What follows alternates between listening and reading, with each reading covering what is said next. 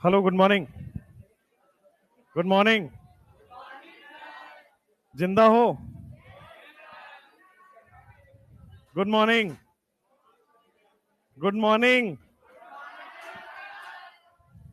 तुम लोग थोड़ा शोर कम करो तो मेरी आवाज सुनाई दे। हाँ, तो हेडिंग डाल लो, फाइंडिंग मोनोक्लोरो डेरिवेटिव। यहीं पे छोड़ा था आपको मैंने। Finding monochloro derivative. बस भाई बस, शांति। Finding monochloro derivative.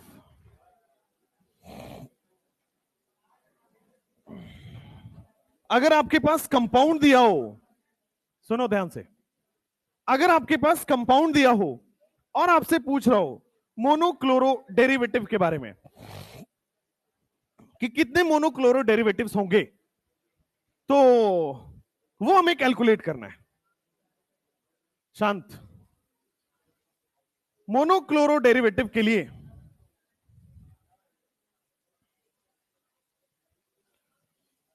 Monochloro derivative में मान लो आपके पास एक बेंजीन है और पूछ रहा है इस बेंजीन में कितने मोनोक्लोरो डेरिवेटिव होंगे। तो मोनोक्लोरो डेरिवेटिव बनता कैसे? हाइड्रोजन हटा के और कोई ना कोई कंपाउंड डालना है, सीएल डालना है। मोनोक्लोरो के लिए हाइड्रोजन रिमूव कर दो और आप हाइड्रोजन के बजाय कोई ना कोई सीएल डाल दो। अब ये वाला हाइड्रोजन हटा के सीएल डाला, बात एक ही है। या फिर मैं सीएल सेकंड पोजीशन पे लगा दूं तो भी आपके पास बात एक ही है। मैं सीएल थर्ड पोजीशन पे लगा लूं तो भी आपके पास बात एक ही है। मोनोक्लोरो डेरिवेटिव में आप कोई भी पोजीशन पे लगाएं, बात एक ही आ रहा। All compounds are chlorobenzene. सारे कहीं भी लगाओगे आप सीएल क्लोरोबेंजीन ही बोलोगे। तो मोनोक्लोरो डेरिवेटिव निकालने के लिए आपको यह देखना होता है कितने डिफरेंट जगह से हाइड्रोजन हटा के सीएल लगा सकते हो। जितने डिफरेंट जगह से हाइड्रोजन हटा के सीएल लगाओगे उतने ही मोनोक्लोरो डेरिवेटिव होंगे। क्लियर है? जैसे मान लो आपके पास, मैं सेम क्वेश्चन में ऐड कर देता हूं कि मोनोक्लोरो डेरिवेटिव अगर टॉल्वीन का कोई पूछे, अब ध्यान देना, इसका मोनोक्लोरो डेरिवेटिव कितना होगा? 1। सारे हाइड्रोजन एक जैसे हैं, ये बोलो ये बोलो ये बोलो ये बोलो, सारे एक जैसे हैं, केवल एक ही तरह के हाइड्रोजन है, 1 मोनोक्लोरो डेरिवेटिव यानी कि 1 एमसीडी। अब बात करते हैं, जैसे मिथाइल, आप जैसे टॉल्वीन डाल दिया, अब कितने तरह के हाइड्रोजन है? तो अब देखो बहुत तरह के हैं। अगर मैंने ध्यान से देखोगे, एक बार तो सबसे पहले यही हटा दो, सबसे ऊपर तो ऊपर वाला ही हाइड्रोजन हटा दिया, दिस इज 1 मोनोक्लोरो डेरिवेटिव। अब मिथाइल के रेस्पेक्ट में ऑर्थो पोजीशन से हटाओ, मिथाइल के रेस्पेक्ट में ऑर्थो पोजीशन से हटाया, दिस इज 1। मिथाइल के रेस्पेक्ट में मेटा पोजीशन से हाइड्रोजन हटा के लगाया, दिस इज 2। मिथाइल के रेस्पेक्ट में पैरा पोजीशन पे लगाया तो ये अनदर मोनोक्लोरो डेरिवेटिव है। मोनोक्लोरो डेरिवेटिव का मतलब अगर आईयूपीएसी नाम डिफरेंट आ रहा है तो वो अलग सा उसका आइसोमर है, अलग सा मोनोक्लोरो डेरिवेटिव है। तो देखो यहां पे अगर मैं पूछूं टॉल्वीन में कितने मोनोक्लोरो डेरिवेटिव हैं, तो आ जाएगा 4 MCD, 4 monochloro derivative. Monochloro derivative का मतलब हुआ कितने डिफरेंट जगह से हाइड्रोजन हटेगा और सीएल लगेगा। जितने डिफरेंट जगह से हाइड्रोजन हटा के सीएल लगा सकते हो उसी को हम लोग मोनोक्लोरो डेरिवेटिव कहते हैं। जैसे जैसे मान लो मैं आपको देता हूं थर्ड क्वेश्चन, अगर मान लो आपके पास नेप्थलीन दिया हो और नेप्थलीन में आपको मोनोक्लोरो डेरिवेटिव पूछ रहा कितना आएगा, और ये पीवाईक्यू है, कितने मोनोक्लोरो डेरिवेटिव आएंगे? 2 आएंगे। देखते हैं कैसे, कितने डिफरेंट जगह से हाइड्रोजन हटाया जा सकता है, यही पता करना है। अब देखो यहां हाइड्रोजन नहीं है, अगर आप देखोगे तो इसको अगर आप ओपन करके देखो, इसको अगर आप ओपन करके देखो तो मैंने बोला था बाउंड्री पे क्या करना है, ये है। या फिर इसको एक काम करो, या फिर इसको एक काम करो, इसको बेंजीन बना लिया और फिर ये हो गया, एक ही बात है, दोनों ही नेप्थलीन ही है। अब देखो इस वाले कार्बन पे हाइड्रोजन नहीं है, 4 बॉन्ड ऑलरेडी पड़े हुए इसके, इस पे हाइड्रोजन नहीं है, 4 बॉन्ड ऑलरेडी हुआ पड़ा है, तो यहां से तो हाइड्रोजन नहीं निकल सकता। लेकिन और कितने डिफरेंट पोजीशन है जहां से हाइड्रोजन हटा सकते हैं देखोगे। तो मैंने क्या किया, इस कंपाउंड को पता करने के लिए सीधा शॉर्ट ट्रिक की तरह यूज कर लो। इस कंपाउंड को दो पार्ट में डिवाइड करो। इस कंपाउंड को जब दो पार्ट में आप डिवाइड कर रहे हो तो देखो left is equal to right है, लेफ्ट और राइट इक्वल है। तो अब देखो इस प्लेन के रेस्पेक्ट में क्या ये कार्बन सेम है? ये चारों कार्बन इस प्लेन के रेस्पेक्ट में सेम है ना। यहां से आप कोई भी हाइड्रोजन हटा के देखो तो आपके पास, मान लो मैं इसको अल्फा बोल रहा हूं, इसको भी अल्फा बोलना पड़ेगा। ये भी अल्फा है तो ये भी अल्फा बोलना पड़ेगा, ठीक है। अगर मैं इसको बीटा बोल रहा हूं, इस वाले के पास भी एक हाइड्रोजन, अगर मैं इसको बीटा बोल रहा हूं तो ये भी बीटा होगा, सिमिलरली ये भी बीटा होगा, और सिमिलरली ये भी बीटा होगा। कितने टोटल डिफरेंट पोजीशन है जहां से हाइड्रोजन हटाया जा सकता? दो। दो डिफरेंट पोजीशन होने की वजह से यहां पे आ जाएगा 2 MCD। आपने शायद कहीं पे इसका नाम सुना हो, अल्फा नेप्थॉल। अल्फा नेप्थॉल सुना है? वो यही वाला नाम होता है अल्फा से, और एक और होता है बीटा नेप्थॉल। तो अल्फा नेप्थॉल और बीटा नेप्थॉल दो ही नेप्थॉल होता है, और कोई पोजीशन पे नहीं बोलते, गामा नहीं बोलते, डेल्टा नहीं बोलते। रीजन दो ही डिफरेंट है, या तो ये चारों अल्फा चारों सेम है और बीटा चारों सेम है। आप दूसरा तरीका भी इसका अपना सकते हो। देखो left is equal to right है, तो रिपीटेड पोर्शन को नहीं लिखना है, रिपीटेड पोर्शन को देखना ही नहीं है। अब सीधा कोई एक पोर्शन को ले लो, मैंने राइट वाले को पकड़ लिया। राइट वाले में ये दोनों सेम है और ये दोनों सेम है। राइट वाले में केवल देख लो कितने डिफरेंट आ रहे हैं, दो डिफरेंट। राइट वाले में जितने डिफरेंट आ रहे हैं उतने ही एमसीडी हो जाएंगे। किसी एक साइड में जितने डिफरेंट पोजीशन है वही मोनोक्लोरो डेरिवेटिव है। करना क्या है, हाइड्रोजन हटा के सीएल लगाना है। तो जितने डिफरेंट पोजीशन से हाइड्रोजन हटा के सीएल लगाओगे उतने ही मोनोक्लोरो डेरिवेटिव होंगे। जैसे इस क्वेश्चन में तो कर लिया, मान लो ये वाला क्वेश्चन है आपके सामने, एंथ्रासीन में दे देता हूं। एंथ्रासीन में अप्लाई करोगे तो पूरा पूरा क्लियर हो जाएगा।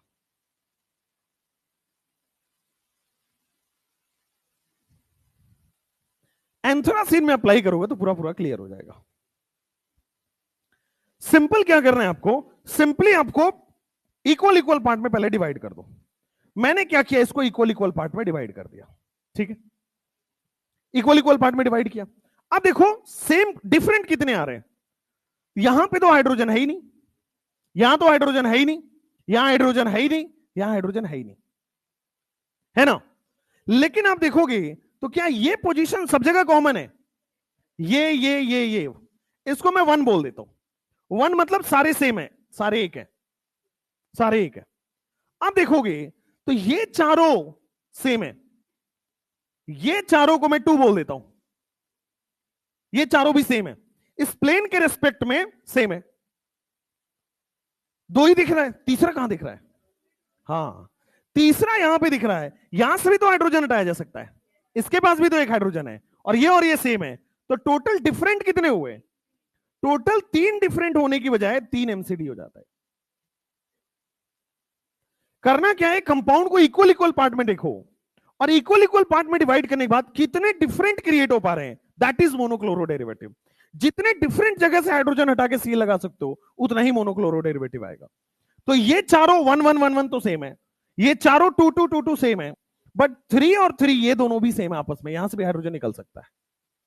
तो टोटल आपके पास 3 मोनोक्लोरो डेरिवेटिव्स आ गया। इसको लिखते चलो, टोटल आपके पास 3 मोनोक्लोरो डेरिवेटिव्स आ गए। नेक्स्ट क्वेश्चन, डाइफिनाइल मीथेन में कितने मोनोक्लोरो डेरिवेटिव होंगे? क्वेश्चन नंबर 5 में है डाइफिनाइल मीथेन में कितने मोनोक्लोरो डेरिवेटिव होंगे? 3, 3 गलत है, 4 सही है। करो डाइफिनाइल मीथेन, हो गया।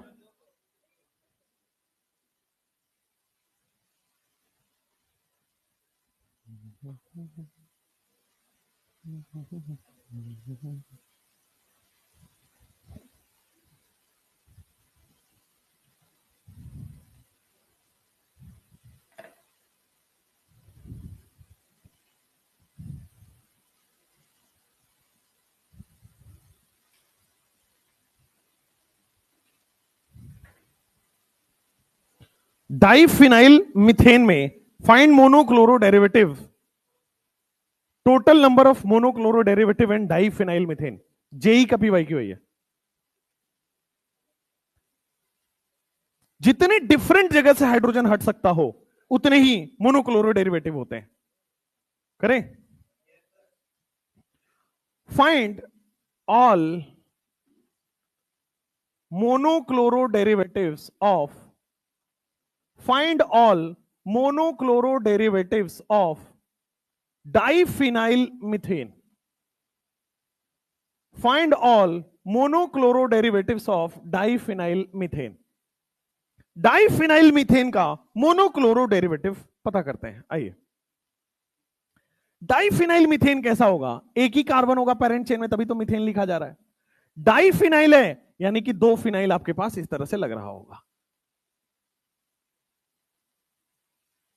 आ जाओ, अब इसमें पता करना है मुझे कितने डिफरेंट मोनोक्लोरो, कितने डिफरेंट जगह से हाइड्रोजन हटा के लगाया जा सकता है। आ जाओ, मैंने क्या किया, सबसे पहले बीचों बीच इक्वल इक्वल पार्ट में कट कर लिया। अब इस प्लेन के रिस्पेक्ट में देखो, यहां हाइड्रोजन ही नहीं है। क्लियर हो रहा है? यहां हाइड्रोजन ही नहीं है। जब आप इसको डबल बॉन्ड दोगे तो यहां पे 4 बॉन्ड ऑलरेडी बन जाएंगे, यहां हाइड्रोजन ही नहीं है।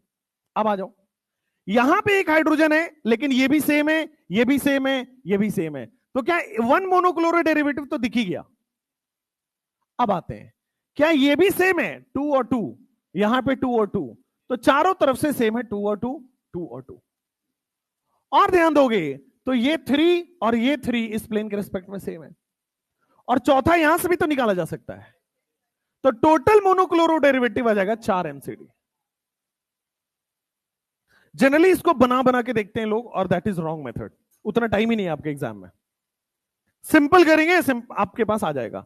How many total monochloro derivatives of diphenyl methane? 4 MCD. Next question, biphenyl में कितने होंगे? 3 होंगे। देखते हैं बाइफिनाइल में कितने मोनोक्लोरो डेरिवेटिव होंगे। बाइफिनाइल में what is the number of MCD? बनाओ। बाइफिनाइल के बाद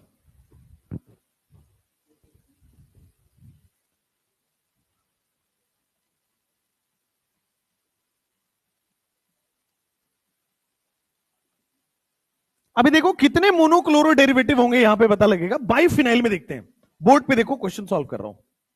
बाइफिनाइल का मतलब होगा दो बेंजीन रिंग, दो बेंजीन रिंग इस तरह से जुड़े होंगे आपस में, दो फिनाइल आपस में जुड़े होते हैं, इसी को कहते हैं बाइफिनाइल। मैं क्या किया, इसको इक्वल इक्वल पार्ट में डिवाइड कर दो। यहां से इक्वल इक्वल पार्ट में डिवाइड होगा, इक्वल इक्वल पार्ट में डिवाइड होगा, लेकिन यहां पे पता चला हाइड्रोजन ही नहीं है, यहां पे भी हाइड्रोजन ही नहीं है। डिफरेंट कितने हुए? ये चारों सेम हो जाएंगे, ये चारों सेम हो जाएंगे, और ये वाले डिफरेंट हो गए। टोटल कितना डिफरेंट आ रहा है? 3 डिफरेंट आ रहा है, तो 3 मोनोक्लोरो डेरिवेटिव हो जाएगा। जितने डिफरेंट आते हैं वही मोनोक्लोरो डेरिवेटिव होता है। साइक्लोहेक्साइल बेंजीन की जहां तक बात है, 5 या 6 देख लेते हैं। साइक्लोहेक्साइल बेंजीन, क्या यही होगा? बेंजीन से साइक्लोहेक्साइल लगा हुआ है। मुझे क्या करना है, इक्वल इक्वल पार्ट में डिवाइड करना है, होगा ही नहीं। इक्वल इक्वल पार्ट में डिवाइड करना है, होगा ही नहीं। ठीक है, लेकिन दिल को समझा लेते हैं इधर से, फिर भी बीचों बीच एक प्लेन खींच लेते हैं, क्योंकि मेथड सेम ही होगा, कोई भी क्वेश्चन में लगाओ। अब आ जाओ, इस प्लेन के रिस्पेक्ट में यहां हाइड्रोजन है ही नहीं, 4 बॉन्ड उसके ऑलरेडी बन गए। क्या ये और ये पोजीशन सेम है? क्या ये और ये पोजीशन सेम है? क्या ये वाला भी डिफरेंट है? क्या आपके पास ये वाला भी डिफरेंट है? ये वाला भी डिफरेंट है, ये वाला भी डिफरेंट है, एक और भी डिफरेंट है। कितने हो गए? Total 7 MCD. साइक्लोहेक्साइल बेंजीन में 7 एमसीडी होता है। Good. Next question, 3 methyl pentane के मोनोक्लोरो डेरिवेटिव, नीट का पीवाईक्यू। 3 मिथाइल पेंटेन के, 3 methyl pentane find all monochloro derivative of, आप ले लो 1 मिनट और फिर सॉल्व करो इसको, 60 सेकंड ले लो आराम से। 3 मिथाइल पेंटेन, पहले स्ट्रक्चर बनाइए, बीचों बीच एक प्लेन ड्रॉ करिए, फिर देखो कितने डिफरेंट जगह से मैं हाइड्रोजन हटा सकता हूं। 3 मिथाइल पेंटेन। फिर देख लो नेक्स्ट क्वेश्चन इज आइसोब्यूटेन।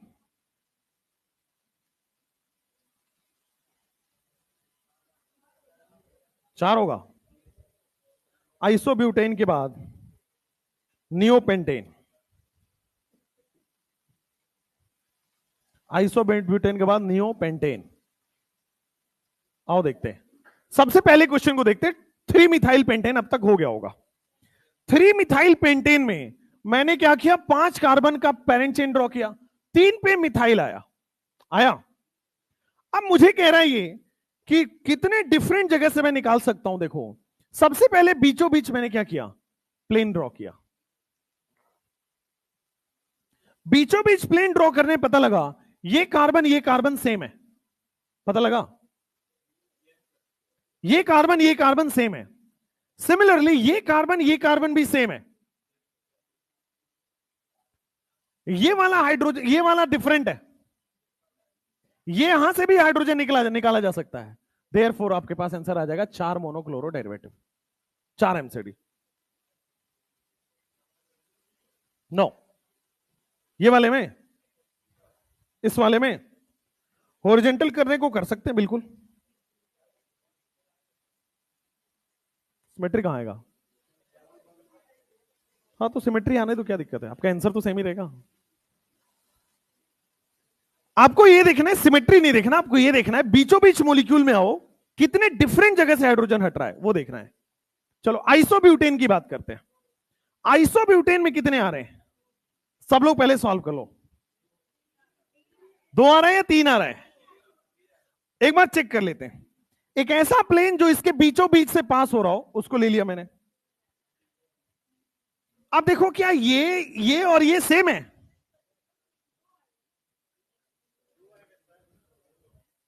भाई साहब ये और ये सेम है, सेम है, ये तीनों सेम है और ये वाला डिफरेंट है, तो कितने एमसीडी आ गए?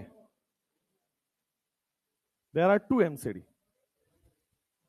नेक्स्ट, हाँ 2 ही होगा। Next neopentane. नियोपेंटेन, नियोपेंटेन में आपको मिनिमम 5 कार्बन चाहिए होता है, ये होता है नियोपेंटेन। अब बताओ क्या चारों सेम है? ये चारों देखोगे सेम है क्या? चारों ही सेम है। बीच वाले से हाइड्रोजन नहीं निकाला जा सकता, हाइड्रोजन है ही नहीं। तो एक ही जगह है जहां से मैं मोनोक्लोरो डेरिवेटिव बना सकता हूं, ये भी प्रीवियस ईयर का है। Find all monochloro derivative of neopentane, ये भी क्या है, प्रीवियस ईयर है। ये प्रीवियस ईयर है, ये प्रीवियस ईयर है, और ये वाला फर्स्ट वाला प्रीवियस ईयर है। चलो पीवाईक्यू टैगिंग के लिए बैठे हो क्या? 2,3 डाइमिथाइल ब्यूटेन का ये मैंने क्वेश्चन बनाया है, करिए। 2,3 dimethyl butane, find all monochloro derivative of 2,3 dimethyl butane. इतना आसान नहीं है। Find all monochloro derivative of 2,3 dimethyl butane.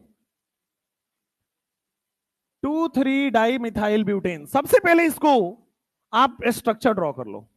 2,3 dimethyl butane में आपके पास सबसे पहले ब्यूटेन बना दिया, 2 पे 3 पे डाइमिथाइल बना दिया।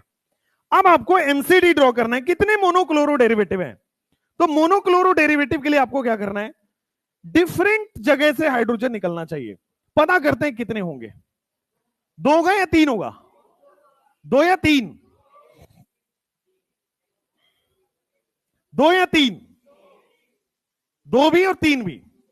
आइए मेरे साथ देखो, ये बीचों बीच इस प्लेन को डिवाइड कर रहा है। क्या आप देख पा रहे हो, ये और ये सेम है, और ये भी सेम है।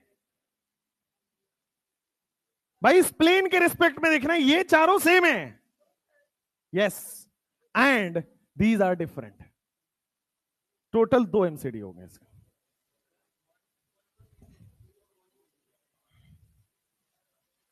ये और ये सेम है,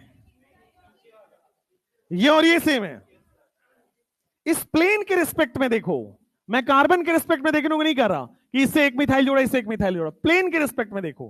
खैर, आप जो कह रहे हो मेथड नंबर 2 वो भी लगा देता हूं, आ जाओ।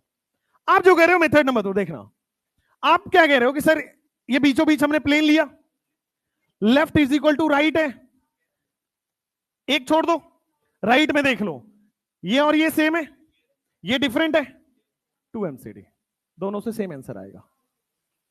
ठीक है, जो आप कह रहे हो जो मैं कह रहा हूं, बस प्लेन का फर्क है और कोई नहीं, बात सेम ही है।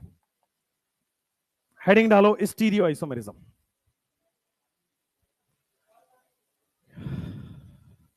हेडिंग डाल दो stereo isomerism.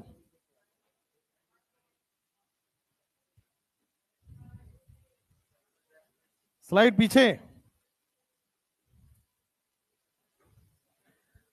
Stereo isomerism, tautomer छोड़ के स्ट्रक्चरल आइसोमेरिज्म कंप्लीट हो गया। टॉटोमर होगा रेजोनेंस के थोड़ा सा बाद, रेजोनेंस के जस्ट अगला लेक्चर हो जाएगा टॉटोमर, क्योंकि tautomer is a special case of resonance only, पढ़ेंगे आगे जाके। बस एनर्जी गैप डिफरेंस होता है और कुछ नहीं। चलो आ जाओ, हेडिंग डालो स्टीरियो आइसोमेरिज्म। हो गया, हो गया, लेट आए हो तुम। स्टीरियो आइसोमेरिज्म, स्टीरियो आइसोमेरिज्म में मैंने बोला था, एक डिफरेंस बताया था आपको स्ट्रक्चरल और स्टीरियो में, आपको मैंने एक डिफरेंस बताया था, सब लोग ध्यान से देखेंगे। स्ट्रक्चरल और स्टीरियो में मैंने एक डिफरेंस बताया था।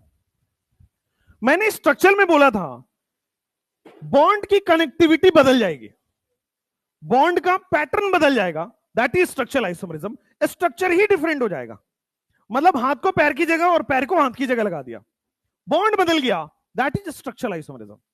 स्टीरियो में बोला था हाथ अपनी जगह है, पैर अपनी जगह है, बस एंगल डिफरेंट हो रहा है, एंगल डिफरेंट हो जाए इसी को हम कहते हैं स्टीरियो आइसोमेरिज्म।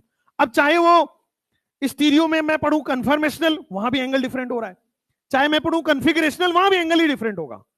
एंगल बदलने से अगर कंपाउंड की प्रॉपर्टी बदल रही है तो वो आ जाएगा स्टीरियो आइसोमेरिज्म। स्ट्रक्चरल में क्या था, बॉन्ड बदलने से कंपाउंड की प्रॉपर्टी डिफरेंट हो रही थी, यहां बॉन्ड सेम है, एंगल बदलने से कंपाउंड की प्रॉपर्टी डिफरेंट हो रही है। तो स्टीरियो आइसोमेरिज्म में देखना ध्यान से, क्या मैं ये चीज लिख सकता हूं सेम मोलिकुलर फॉर्मूला, आइसोमेरिज्म है मोलिकुलर फॉर्मूला सेम, क्या मैं एक और चीज ऐड कर सकता हूं कि सेम स्ट्रक्चरल फॉर्मूला, अब हो जाए, अगर स्ट्रक्चरल फॉर्मूला ही सेम नहीं हुआ वो तो स्ट्रक्चरल आइसोमेरिज्म हो जाएगा। स्ट्रक्चरल फॉर्मूला सेम होना पड़ेगा, अब कोई बॉन्ड नहीं टूट रहा तो स्ट्रक्चरल फॉर्मूला इज सेम।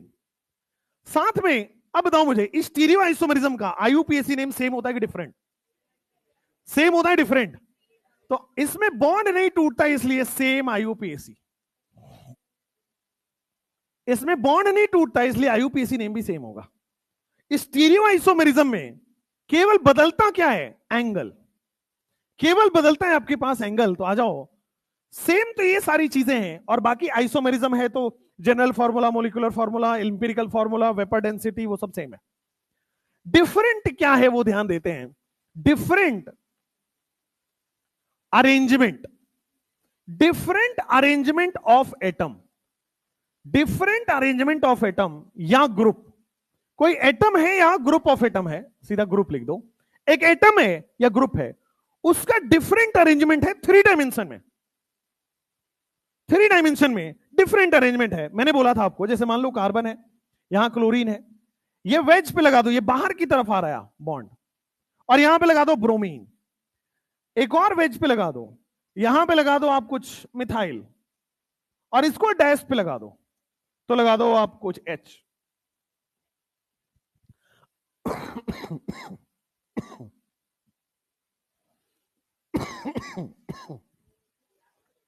याद नहीं कर रहा है, खांसी है गधो, याद कर रहा है। हाँ, अब देखोगे तो ये दोनों के दोनों वेज वाले बाहर की तरफ आ रहे हैं और डैश वाले अंदर की तरफ जा रहे हैं, तो 3 डायमेंशन फील हो रहा होगा, इसीलिए बॉल का इस्तेमाल करना है आज। तुम इतने में खुश हो जाते हो, बताओ, तोड़ दिया बेचारा मैंने।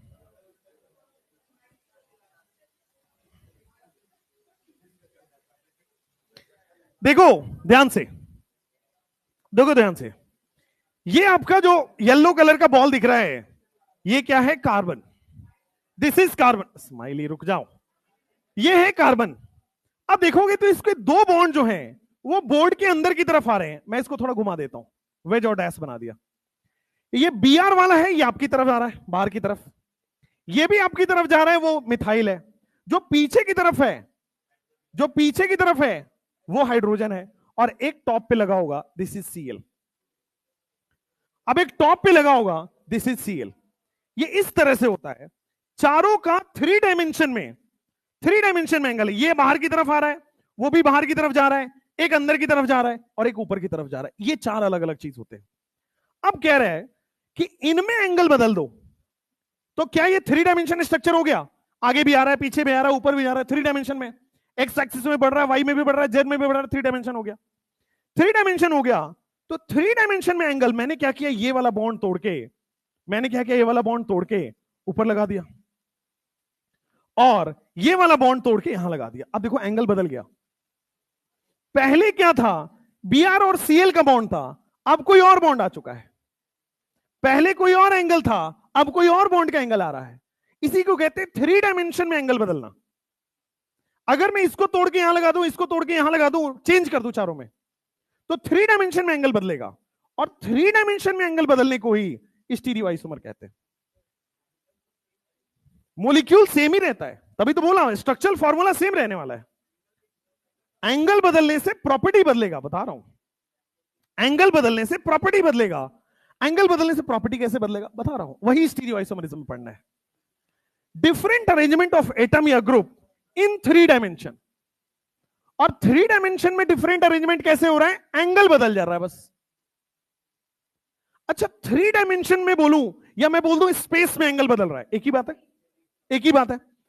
तो इसी को लिखा जाता है थ्री डायमेंशन, या फिर लिखो स्पेशियल अरेंजमेंट इज डिफरेंट। इसी को ब्रैकेट में करके लिख लो, स्पेशियल अरेंजमेंट इज डिफरेंट। आपके पास थ्री डायमेंशन में अगर एंगल बदले, आपके पास थ्री डायमेंशन में अगर एंगल बदले, तो that is stereo isomerism. Three dimension में अगर एंगल बदले, that is stereo isomerism. Stereo isomerism के आपके पास दो पार्ट थे। स्टीरियो आइसोमरिज्म के आपके पास दो पार्ट थे। कौन कौन से पार्ट थे? एक आपने बोला था, पहला वाला क्या बोला था? जो पहला वाला था कन्फर्मेशनल आइसोमरिज्म। Conformational isomerism. और दूसरा मैंने पढ़ाया था आपको कन्फिगरेशनल आइसोमरिज्म।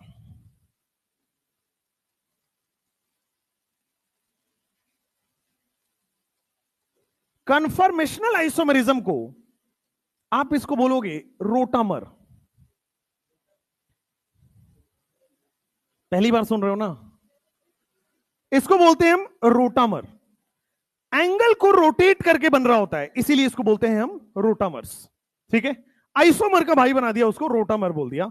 कन्फर्मेशनल आइसोमरिज्म को रोटामर्स कहते हैं, रोटामर्स कहते हैं। इसको बोलते हैं बेटा स्यूडो आइसोमर। इसको हम लोग बोलते हैं स्यूडो आइसोमर, या फिर इसको बोलते हैं हम नॉट ट्रू आइसोमर। अभी पूरा डिस्कशन करेंगे why it is not true isomer, why it is pseudo isomer, पूरा डिस्कशन है अभी इसका। कन्फर्मेशनल आइसोमरिज्म की ये सारी चीजें हैं, रोटामर है, स्यूडो आइसोमर है, नॉट ट्रू आइसोमर है। फटाफट लिख दो।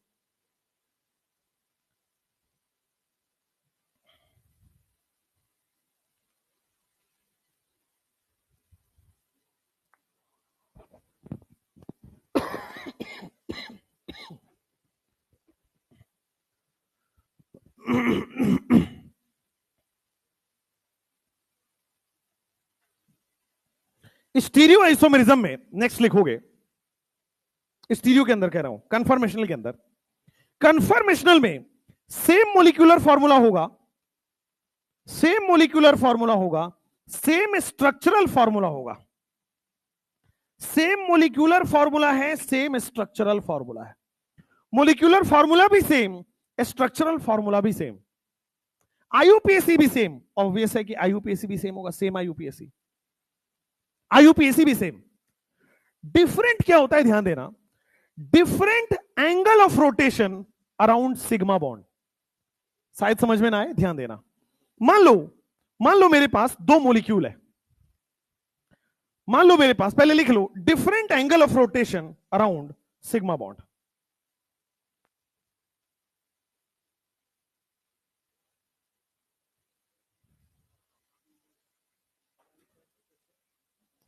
Different angle of rotation around sigma bond.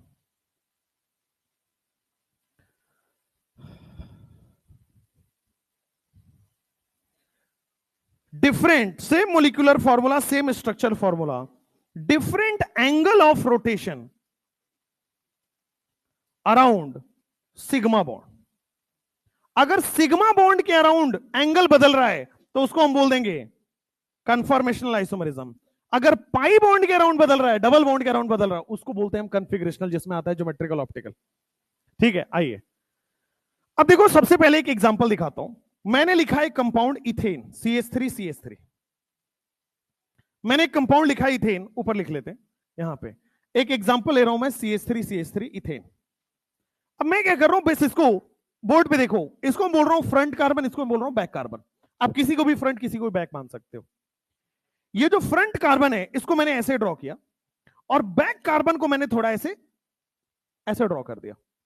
Front carbon पे 3 हाइड्रोजन जोड़ा है, तो तीनों हाइड्रोजन को सिमेट्रिकली लगा दिया। बैक पे भी 3 हाइड्रोजन जोड़ा है, तीनों हाइड्रोजन को मैंने वहां भी सिमेट्रिकली लगा दिया। अब ध्यान से देखना, कन्फर्मर क्या होता है, फोकस ऑन द बोर्ड। ये जो दो आपके पास येलो बॉल्स हैं, ये दोनों कार्बन है। ये जो दो येलो बॉल्स हैं और दोनों कार्बन हैं, और पहले वाले कार्बन से 3 हाइड्रोजन है, तो आपको पहले वाले कार्बन से 3 हाइड्रोजन दिख रहा होगा। बैक वाले कार्बन से 3 हाइड्रोजन जुड़ा हुआ है, बैक वाले कार्बन से 3 हाइड्रोजन जुड़ा हुआ है। अब क्या कह रहा है, ध्यान देना, वाटर कन्फर्मर, ये एक मोलिक्यूल है, जो इथेन मोलिक्यूल आपको मैं दिखा रहा हूं। ये इथेन मोलिक्यूल है, फ्रंट कार्बन बैक कार्बन, किसी को भी फ्रंट मान लो, किसी को बैक मान लो, आपकी मर्जी है। Front carbon back carbon, front carbon back carbon, front carbon के भी 3 बॉन्ड बने हुए, यहां भी 3 बॉन्ड बने हुए, बैक कार्बन के भी 3 बॉन्ड बने हुए, आप देख सकते हो बैक कार्बन के भी 3 बॉन्ड बने हुए। ये इथेन मोलिक्यूल है, और दोनों कार्बन सिग्मा बॉन्ड से जुड़ा हुआ है, सिंगल बॉन्ड से जुड़ा हुआ है, इस बॉन्ड की बात कर रहा है। दोनों कार्बन सिंगल बॉन्ड और सिग्मा बॉन्ड से जुड़ा हुआ है। अब देखना मैं क्या कर रहा हूं, ये पहले से आपके पास इथेन पड़ा हुआ है। अब मैंने थोड़ा सा, मान लो 10 डिग्री एंगल बदला, मैंने क्या किया, सिग्मा बॉन्ड के अराउंड रोटेट कर रहा हूं। ये जो बीच में सिग्मा बॉन्ड है, इस सिग्मा बॉन्ड के अराउंड मैं इसको रोटेट कर रहा हूं, पूरा रोटेट कर सकता हूं, 360 डिग्री आराम से रोटेट हो जाएगा। ये जो रोटेट होके नया नया कंपाउंड बन रहा है, देखो 10 degree, 20 degree, 30 degree, 40 degree, 50 degree, 60 degree, 70 degree, 360 degree तक हम घुमा सकते हैं। ये जो रोटेट होके नया नया कंपाउंड बन रहा है, these are called conformational isomerism. Sigma bond के अराउंड कंपाउंड को रोटेट करना होता है, और रोटेट करके जो नया कंपाउंड बन रहा है, देखो कंपाउंड अभी भी सेम है, कंपाउंड में कोई डिफरेंस नहीं आया, compound is all same, bond जैसा था वैसा ही है, एंगल बदल गया। पहले क्या था, देखो येलो और ब्लू सामने सामने पड़ रहे थे, येलो और ब्लू सामने सामने पड़ रहे थे, मैंने रोटेट किया, थोड़ा सा एंगल बना लिया, थोड़ा और रोटेट किया, एंगल बना लिया, और रोटेट किया, एंगल बना लिया, और रोटेट किया, 360 डिग्री आप घुमा सकते हो। 360 डिग्री रोटेट करके जो बनेगा, these are called as conformational isomerism. और ये जो बन रहा है ना, 0 degree, 1 degree, 2 degree, 3 degree, 4 degree, 5 degree, infinite बन सकता है क्या? इनफाइनाइट बना सकते हैं। तो कन्फर्मेशनल आइसोमरिज्म इनफाइनाइट होता है। उसमें से कुछ चुनिंदा हमें पढ़ने हैं, हमें स्टैगर्ड पढ़ना है, हमें इक्लिप्स पढ़ना है, हमें गॉश पढ़ना है, पार्सली इक्लिप्स पढ़ना है, फुल्ली इक्लिप्स पढ़ना है, कुछ चुनिंदा हमें पढ़ने हैं।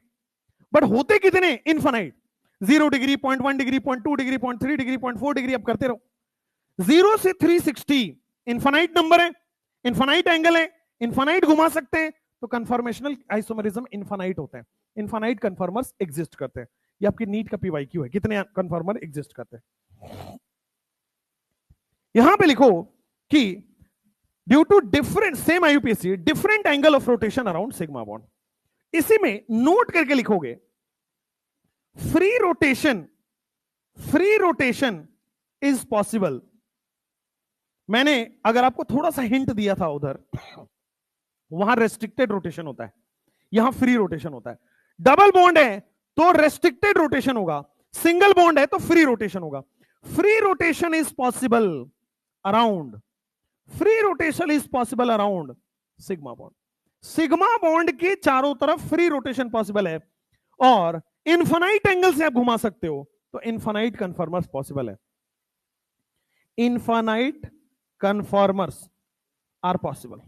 कन्फॉर्मेशनल आइसोमेरिज्म जो कंपाउंड दिखाता है उसको कन्फर्मर बोलते हैं, आइसोमेरिज्म जो कंपाउंड दिखाता है उसको आइसोमर बोलते हैं, कन्फॉर्मेशनल आइसोमेरिज्म दिखाने वाले को कन्फर्मर बोलते हैं। Infinite conformers are possible. पूरा सोचने वाला टॉपिक, अच्छा टॉपिक है, फटाफट साथ साथ में नोट डाउन करते चलो।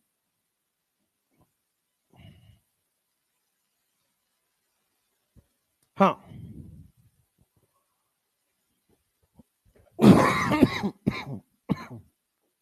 भाई ज्यादा ही खांसी हो गई है।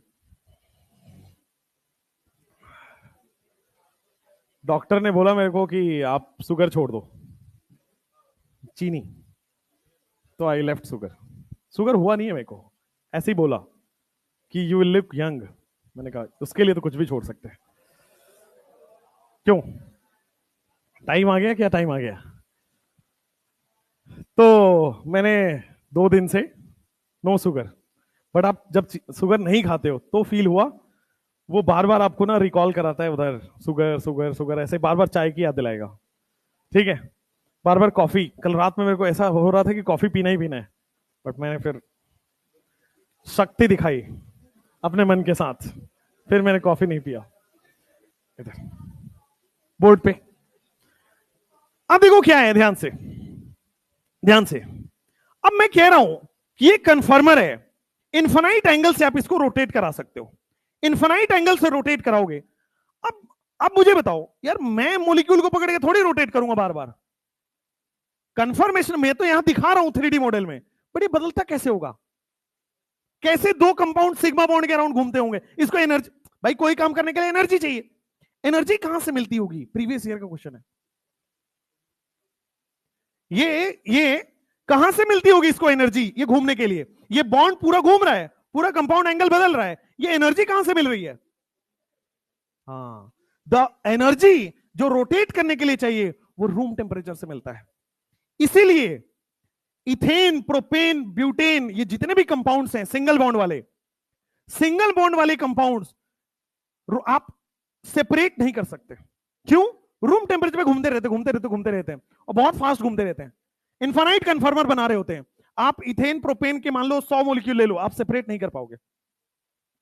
100 मॉलिक्यूल कन्फर्मर बना रहा होगा, आप सोचोगे ये वाला आपको कन्फर्मर चाहिए, तब तक वो बदल जाएगा, ये वाला चाहिए तब तक बदल जाएगा, तब तक बदल जाएगा। रूम टेम्परेचर पे एनर्जी है, और रूम टेम्परेचर पे इनफाइनाइट घूम रहा होता है।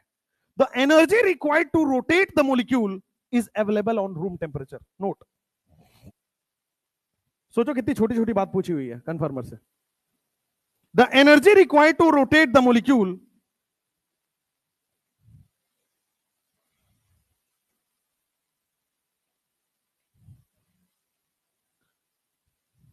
एनर्जी जो होता है, energy required to rotate the molecule, जो एनर्जी मॉलिक्यूल को रोटेट करने के लिए होता है, the energy required to molecule the rotate the molecule is available at room temperature.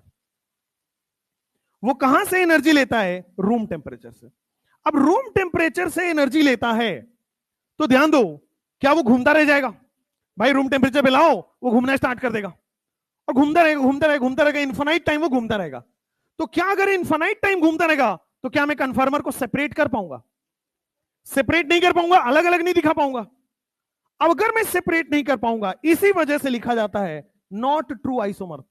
Isomer तो क्या कहा जाता है, two different compound having same molecular formula, यही है आइसोमर में, दो अलग अलग कंपाउंड, मोलिक्यूलर फॉर्मूला सेम होना चाहिए, बट क्या यहां पे मैं अलग अलग कर पा रहा हूं, क्योंकि वो रूम टेम्परेचर पे घूम रहा है, और घूम रहा है, मैं सेपरेट नहीं कर पा रहा हूं, इसीलिए इसको बोला जाता है नॉट ट्रू आइसोमर या स्यूडो आइसोमर। लिखो यहां पे, separation of molecule is not possible, separation of isomer, सीधा लिखो, isomer is not possible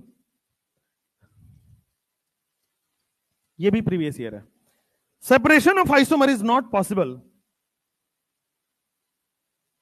separation of isomer is not possible in conformational isomerism. Previous year का मतलब या तो जेई या तो नीट या तो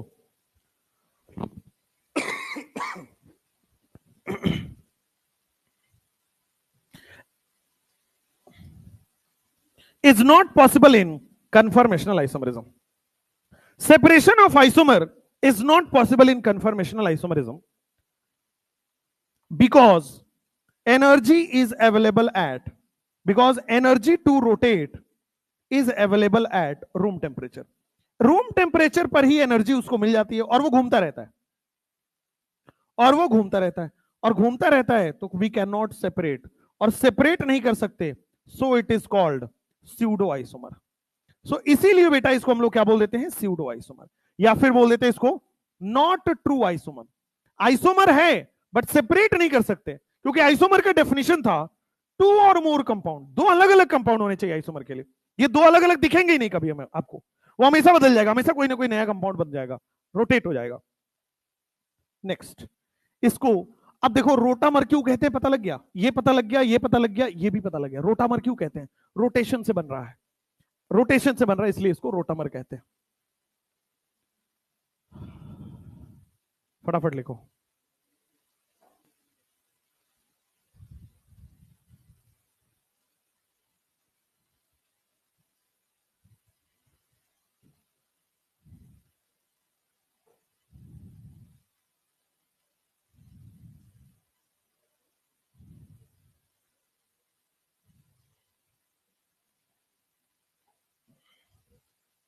हो गया, नीचे लिखो condition to show conformational isomerism. आपको कब पता चल जाएगा कन्फर्मेशनल आइसोमरिज्म? अब हम कन्फर्मेशनल स्टार्ट कर रहे हैं, कन्फिगरेशनल होल्ड कर रहे हैं, बाद में आएगा। कन्फर्मेशनल कैरी ऑन कर लो थोड़ी देर के लिए।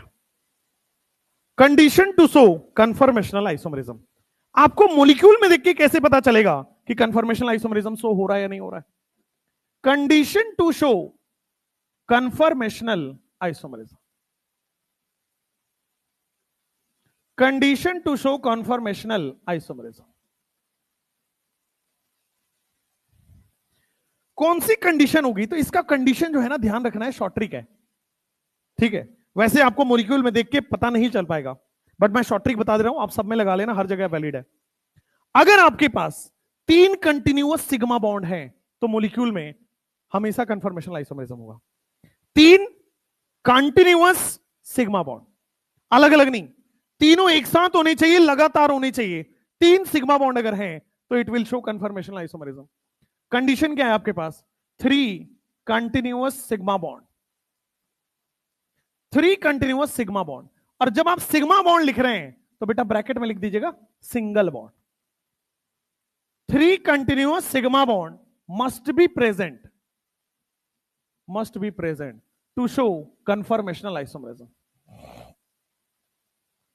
3 continuous sigma bond must be present to show conformational isomerism. To show conformational isomerism. 3 continuous sigma bond जरूर प्रेजेंट होना चाहिए टू शो कन्फर्मेशनल। जैसे एग्जांपल के तौर पे आप मुझे बताओ, क्या मीथेन में कन्फर्मेशनल आइसोमरिज्म होगा?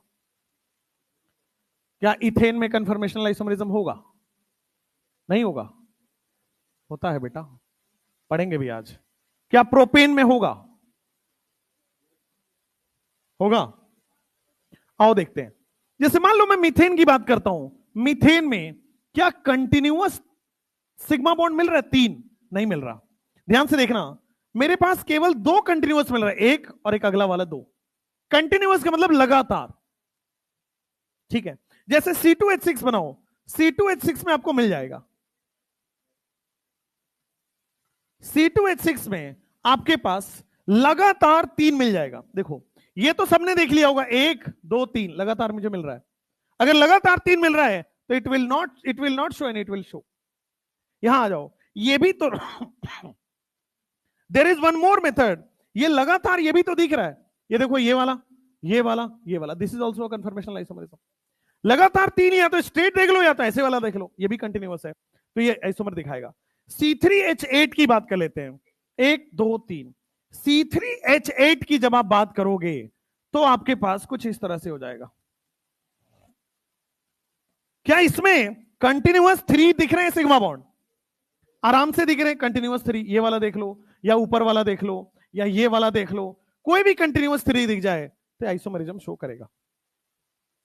जैसे मुझे बताओ, क्या मिथेनॉल वो शो करेगा CH3OH? क्या ये शो करेगा? क्या NH2OH, क्या ये कन्फर्मेशनल आइसोमरिज्म शो करेगा? दोनों में से कौन शो करेगा? क्वेश्चन, दोनों में से कौन शो करेगा? दोनों ही शो करने वाला है।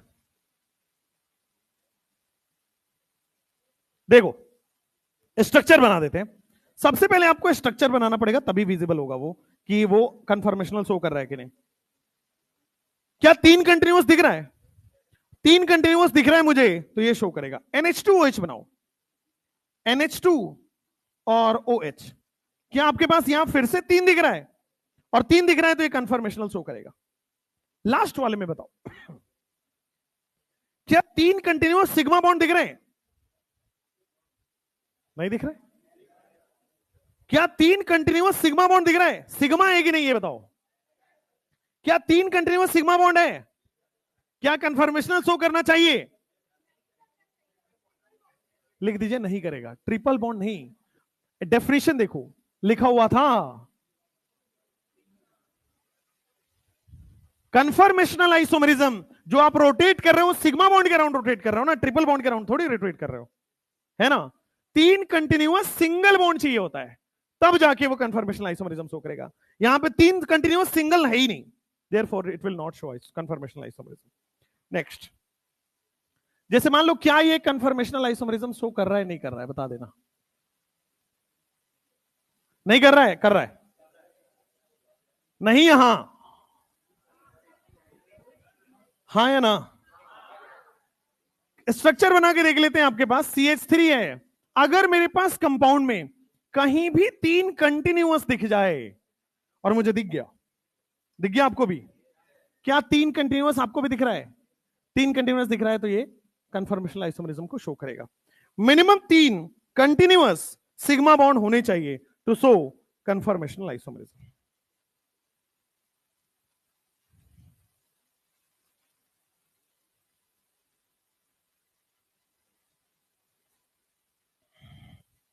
मान लो आपके पास ये वाला कंपाउंड है, CH2 double bond CH single bond CH double bond CH2।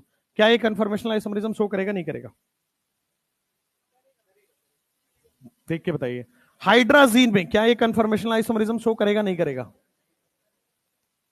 Cyclohexane में क्या शो करेगा? नहीं करेगा? आइए क्वेश्चन देखते हैं, फिर इसका सॉल्यूशन देखते हैं। आ जाओ सॉल्यूशन देखने पे आओ। पहले वाले में फर्स्ट कार्बन पे आपके पास 2 हाइड्रोजन है, फिर डबल बॉन्ड है, फिर एक कार्बन है, फिर हाइड्रोजन है, फिर एक कार्बन है, फिर हाइड्रोजन है, फिर डबल बॉन्ड CH2। अगर आपके पास 3 सिग्मा बॉन्ड कंटिन्यूअस दिख जाएं, 3 सिंगल बॉन्ड कंटिन्यूअस दिख जाए, दिख गए 3 सिंगल बॉन्ड कंटिन्यूअस कहीं भी मॉलिक्यूल में हो, तो वो कॉन्फ़िगरेशनल शो करता है। NH2 में दिख रहा है क्या? NH2 बना लिया यहां पे, ये NH2 बना लिया यहां पे, बहुत सारे कंटिन्यूअस दिख रहे हैं। 3 क्यों? बहुत सारे कंटिन्यूअस है, कन्फर्मेशनल आइसोमरिज्म शो करेगा। साइक्लोहेक्सेन में शो करेगा? नहीं करेगा? साइक्लोहेक्सेन में बना के देख लो, क्या 3 कंटिन्यूअस आपको दिख रहे हैं? साइक्लोहेक्सेन है, 2 हाइड्रोजन आएगा, आराम से 3 कंटिन्यूअस दिख रहा है, ये वाला ये वाला ये वाला, 3 कंटिन्यूअस दिख रहा है, ये कन्फर्मेशनल आइसोमरिज्म शो करेगा।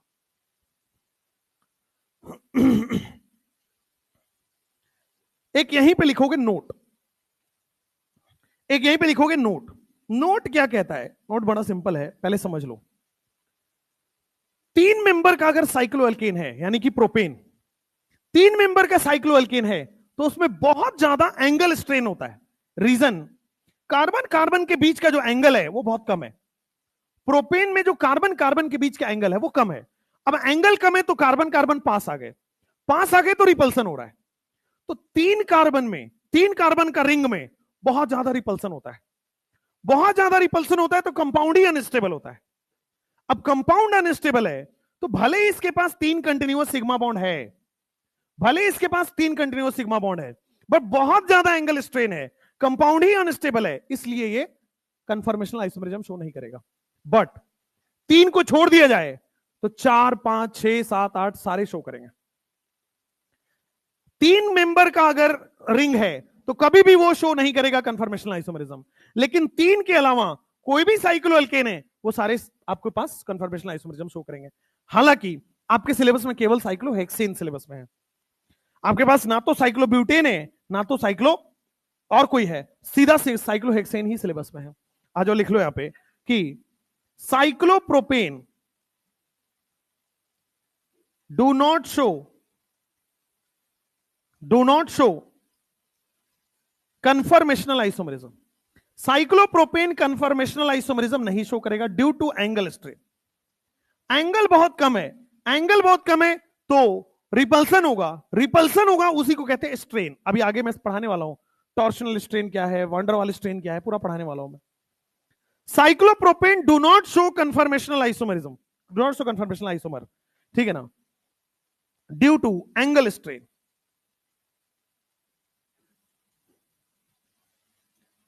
रेस्ट ऑल साइक्लोअल्केन, बाद बाकी इसके अलावा सारे के सारे साइक्लोअल्केन जो हैं, rest all cycloalkane show conformational isomers, बाकी सारे ही कन्फर्मेशनल आपको दिखाते हैं। साइक्लोप्रोपेन बस नहीं दिखाता है, साइक्लोब्यूटेन, पेंटेन, हेक्सेन सब दिखाएगा।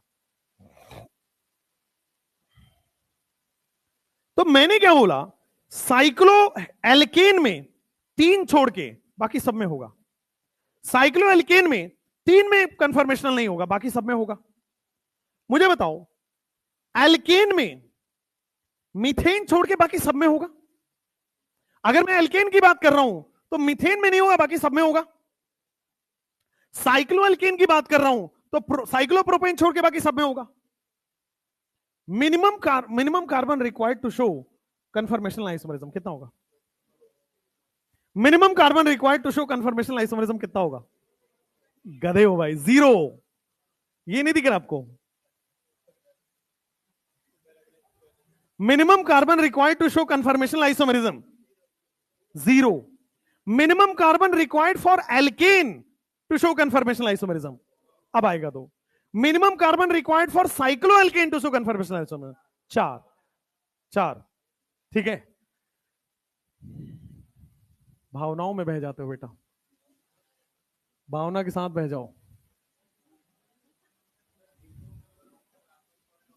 Minimum carbon required for alkane, minimum carbon required for alkane to show what? Conformational isomerism. CI मत लिख लेना, चेन आइसोमरिज्म रहता है वो। Minimum carbon required to show conformational isomerism कितना होगा? 2। एल्केन है। Minimum carbon required for cycloalkane to show conformational isomerism, that is 4. Minimum carbon required for any organic compound 0. किसी भी ऑर्गेनिक कंपाउंड के लिए मिनिमम कार्बन कंफर्म NH2OH या NH2NH2 ले लो 0।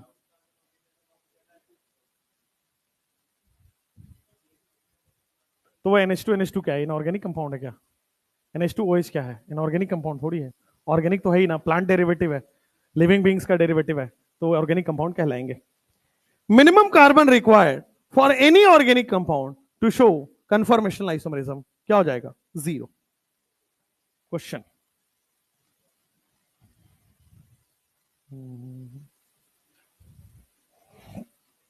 Question के बजाय लिखो प्रोजेक्शन, जल्दी लिखो फटाफट।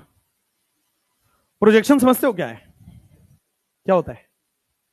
आपने वो गाना सुना है, तू खींच मेरी फोटो, वही तो प्रोजेक्शन है बेटा। वो समझाना चाह रही थी प्रोजेक्शन, तुम समझ कुछ और गए बेटा। ऑर्गेनिक कंपाउंड को फोटो खींचते हैं, उसी को कहते हैं प्रोजेक्शन। तो अभी देखना ऑर्गेनिक कंपाउंड चिल्लाएगा तो खींच मेरी फोटो, खींच नहीं पाओगे तुम। फोटो खींचने कितने तरीके, बहुत सारे हैं। Front view, the smartness. एक साइड व्यू होता है ऐसे, है ना, एक बैक व्यू होता है, एक टॉप व्यू होता है। कितने भी व्यू हो सकते हैं। आपके सिलेबस में दो ही व्यू, आपके सिलेबस में दो ही व्यू है, फ्रंट व्यू, साइड व्यू। ठीक है, लिखो प्रोजेक्शन। बस बस भाई बस, टैलेंट नहीं दिखाना है। पता है तुम कैमरा लेके दौड़ते रहते हो फोटो खींचने के लिए, कोई खिंचवाता नहीं है, वो बात अलग है। Projection of a molecule, projection of a molecule. Next topic is projection of a molecule. Projection का मतलब होता है बेटा, तू खींच मेरी फोटो। लिख मत लेना गधेड़ो, पता लगेगा मास्टर पढ़ा क्या रहा है। प्रोजेक्शन का मतलब अगर डिक्शनरी मतलब निकालोगे तो इसका मतलब होता है परछाई। परछाई ऐसे लिखते ना, यही है ना, हिंदी ठीक है, यही है, ठीक है। परछाई ऐसे ही होता होगा। शैडो, शैडो, जिनको अंग्रेज बन रहे हैं उनको बता दूं मैं, शैडो। चलो भाई, प्रोजेक्शन क्या होता है? प्रोजेक्शन होता है कंपाउंड की परछाई या कंपाउंड का शैडो या फिर कंपाउंड का फोटो। अब कंपाउंड को कई तरीके से फोटो खींचा जा सकता है। एक सामने से, दैट इज फ्रंट व्यू। एक साइड से, दैट इज साइड व्यू। एक टॉप से, दैट इज टॉप व्यू। अभी मैं आपको दो चीजें ही पढ़ाने वाला हूं। अभी मैं आपको दो चीजें पढ़ाने वाला हूं। पहला पढ़ाने वाला हूं 100 हॉर्स प्रोजेक्शन। पहले पढ़ाने वाला हूं 100 हॉर्स प्रोजेक्शन। और 100 हॉर्स प्रोजेक्शन में बच्चे साइड व्यू लिया जाता है। 100 horse, S for 100 horse, S for side view. और दूसरा हम पढ़ने वाले हैं Newman, Newman projection. Newman projection में हम क्या लेते हैं? फ्रंट व्यू, टॉप नहीं, फ्रंट व्यू। टॉप वाला फिशर हो जाता है गधेड़ो। इधर आओ मॉलिक्यूल के पास, देखो ध्यान से। ये आपके पास इथेन मॉलिक्यूल दिख रहा होगा। कार्बन कार्बन, 4 बॉन्ड, इसके भी 4 बॉन्ड। इथेन मॉलिक्यूल आपको दिख रहा होगा, दिस इज इथेन मॉलिक्यूल। अगर मैं ये इथेन मॉलिक्यूल को, अगर आप सामने से फोटो ले रहे हो तो क्या है? फ्रंट व्यू हो गया। और फ्रंट व्यू है, इसी को कहते हैं न्यूमैन। मतलब आगे वाला कार्बन दिखेगा, पीछे वाला नहीं दिखेगा। आगे वाला वैलेंसी दिखेगा, पीछे वाला नहीं दिखेगा। ये वाला दिखेगा, इसके जस्ट पीछे वाला नहीं दिखेगा। ये वाला दिखेगा, इसके जस्ट पीछे छुप जाएगा। तो अगर आप फ्रंट व्यू ले रहे हो कंपाउंड का तो दिस इज न्यूमैन। अगर आप फ्रंट व्यू ले रहे हो कंपाउंड का, दिस इज न्यूमैन। लेकिन अगर आप साइड व्यू ले रहे हो कंपाउंड का, मैं ऐसे कर देता हूं, साइड व्यू ले रहे हो, this is 100 horse. Front view Newman, side view 100 horse. अभी मैं साइड व्यू ड्रॉ कराना सिखाता हूं 2D में। मॉलिक्यूल देख के समझना तो फिर भी आसान है, इसको बनाना सीखना है। आ जाओ देखो बोर्ड पे, सब लोग बोर्ड पे ही देखना। मान लो मैंने ड्रॉ किया है इथेन, मैंने बना दिया आपके पास इथेन मॉलिक्यूल। अब इथेन मॉलिक्यूल में मेरे पास 2 कार्बन है और दोनों कार्बन एक जैसा ही है। तो मेरी मर्जी है, मैं जिसको भी फ्रंट बोलूं, जिसको भी बैक बोलूं। मैंने इसको फ्रंट बोल दिया, इसको बैक कार्बन बोल दिया, ठीक है।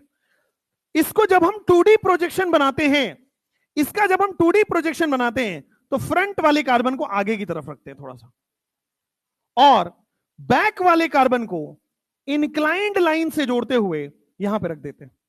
बैक वाले कार्बन को इंक्लाइंड लाइन या फिर इसको बोलते हैं स्लैंट लाइन। फ्रंट कार्बन को आगे रखते हैं, बैक कार्बन को उसके पीछे रखते हैं और इंक्लाइंड लाइन से जोड़ देते हैं। यह 100 हॉर्स बनाने का तरीका होता है। अब इस पे देखो 3 हाइड्रोजन जुड़े हुए हैं। फ्रंट कार्बन से क्या जुड़ा हुआ है? 3 हाइड्रोजन। और तीनों हाइड्रोजन को सिमेट्रिकली बना दो। 3 हाइड्रोजन को आपने सिमेट्रिकली बना देना है, यानी कि उल्टा वाई बना देना है। अभी के लिए समझो, उल्टा वाई बना दिया मैंने 3 पहले वाले कार्बन पे। बैक वाले कार्बन पे भी देखोगे तो 3 हाइड्रोजन है। बैक वाले कार्बन पे भी समझो 3 हाइड्रोजन है। तो यहां भी मैंने 3 हाइड्रोजन को उल्टा वाई के शेप में सिमेट्रिकली सजा दिया। तो ये कंपाउंड का आप देखोगे तो साइड व्यू आ गया है। ये कंपाउंड का अगर आप देखोगे तो साइड व्यू आ चुका है। अगर इस कंपाउंड को देखोगे, सबसे पहले ये ऐसा लिखा हुआ था, ऐसा लिखा हुआ, देखो इथेन जो सिंपली लिखा हुआ था ऐसा था, है ना। अब मैंने क्या किया, इसी को जस्ट थोड़ा सा और एक्सप्लेन करने के लिए यूं कर दिया, यही तो किया है। तो कंपाउंड पहले सीधा लिखा हुआ है, 180 डिग्री बॉन्ड है कार्बन कार्बन का। अब क्या है, थोड़ा सा एंगल बना लिया कार्बन कार्बन का bond, this is only written. ये देखो सामने वाले में क्या उल्टा वाई दिख रहा है, सामने वाले कार्बन पे उल्टा वाई दिख रहा है, बैक वाले कार्बन पे उल्टा वाई दिख रहा है, तो वही तो बनाया मैंने।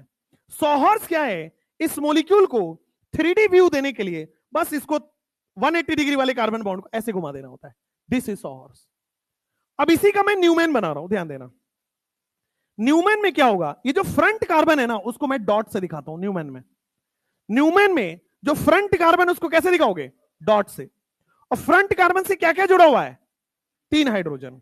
तो फ्रंट कार्बन से 3 हाइड्रोजन जुड़ा है, एक हाइड्रोजन ये बना दिया, एक हाइड्रोजन ये बना दिया, एक हाइड्रोजन ये बना दिया।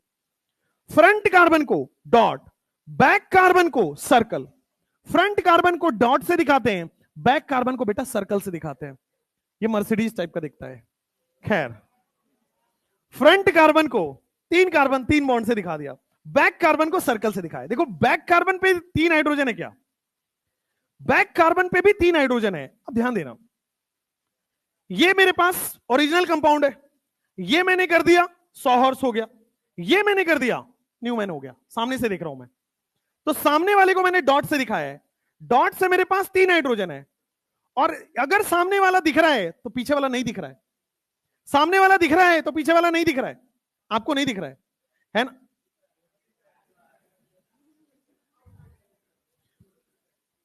अगर मैं जो बोलूं उतना ही समझना है बेटा। इस यहां से आंखें, यहां आंखें लाओ, जिसको दिख रहा है ना यहां से आंखें डालो एकदम, यहां से। अब नहीं दिखेगा, ठीक है, मुझे नहीं दिख रहा है, देखो मेरा भरोसा करो, मैं सच बोल रहा हूं। पढ़ लो भाई, पढ़ लो, आ जाओ। न्यूमैन प्रोजेक्शन में देखो, ये ओरिजिनल कंपाउंड ऐसा था, सॉहर्स में ऐसा हो गया, और न्यूमैन में ऐसा हो गया। फ्रंट कार्बन को मैंने क्या दिखाया, डॉट से। फ्रंट कार्बन को मैंने क्या दिखाया, डॉट से। और बैक कार्बन को क्या दिखाया, सर्कल से। क्यों, क्योंकि फ्रंट कार्बन को अगर आप यहां से देख रहे हो, पीछे वाला कार्बन नहीं दिखेगा, ठीक है। और अगर ये वाला बॉन्ड देख रहे हो तो पीछे वाला बॉन्ड जस्ट इसके पीछे छुप जाएगा। ये वाला बॉन्ड दिख रहे हो, पीछे वाला बॉन्ड जस्ट इसके पीछे छुप जाएगा। ये दिख पा रहे हो, पीछे वाला बॉन्ड जस्ट इसके पीछे छुप जाएगा। तो वही है।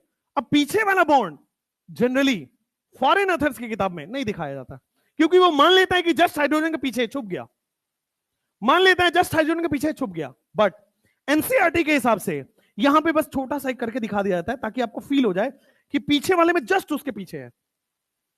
सर्कल इज द पीछे carbon, circle is the back carbon. Circle वाले से हाइड्रोजन जुड़ा हुआ है, देखो सर्कल वाले से हाइड्रोजन जुड़ा हुआ है, सर्कल वाले से हाइड्रोजन जुड़ा हुआ है।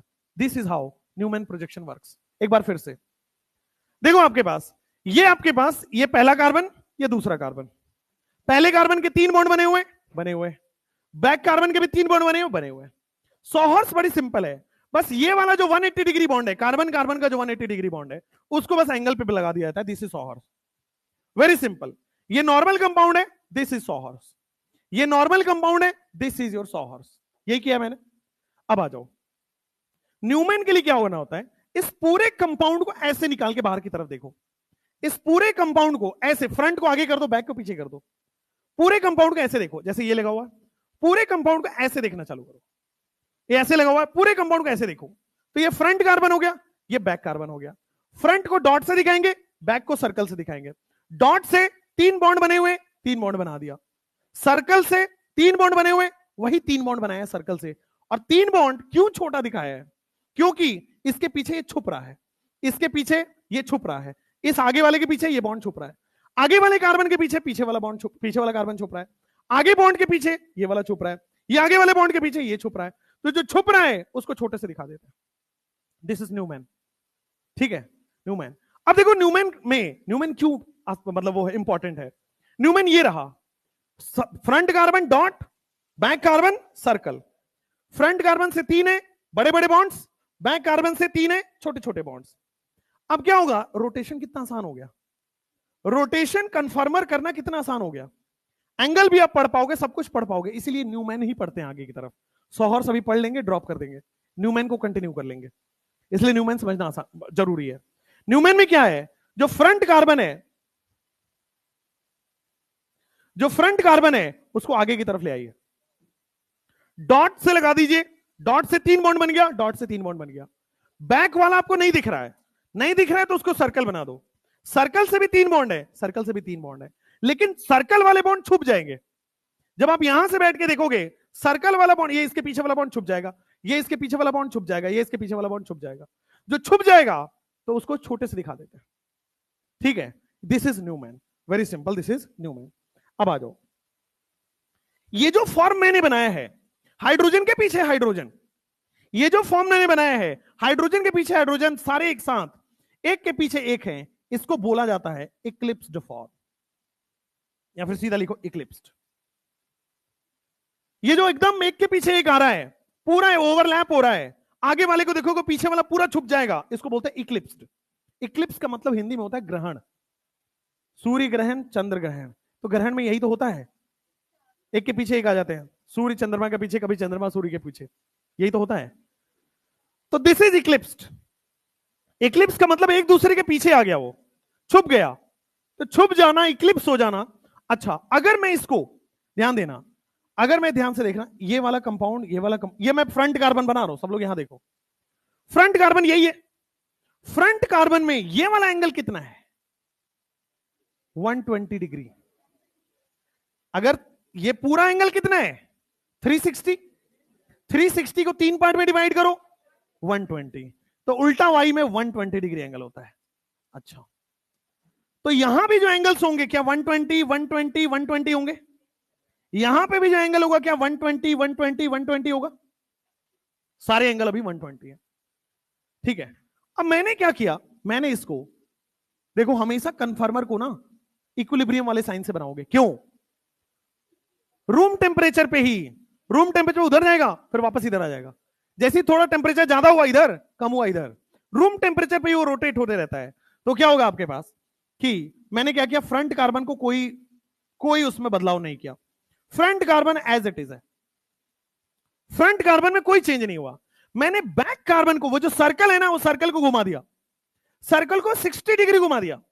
बैक कार्बन को, वो देखो जरा ध्यान से, वो गाड़ी की स्टीयरिंग जैसी है, बैक कार्बन को मैंने क्या किया, 60 डिग्री घुमा दिया। तो बैक कार्बन जो सर्कल है उसको 60 डिग्री घुमा दिया, तो क्या इस टाइप से आ जाएगा? बैक कार्बन अगर 60 डिग्री पे आ जाएगा, इसको बोला जाता है स्टैगर्ड, नाम है, याद रखना है। 0 डिग्री अगर है, एकदम ओवरलैप कर रहे हैं, एक छुपा रहे हैं एक दूसरे को, इक्लिप्स। अगर 60 डिग्री बना रहे हैं तो इसको क्या हो जाएगा, स्टैगर्ड। अभी सिखाऊंगा 60 डिग्री डाइहेड्रल एंगल है क्या है, पहले तो आज का पूरा क्लास इंट्रोडक्शन में ही जाएगा इसके, क्या इक्लिप्स होता है, क्या स्टैगर्ड होता है, क्या न्यूमैन है, क्या सॉहर्स है।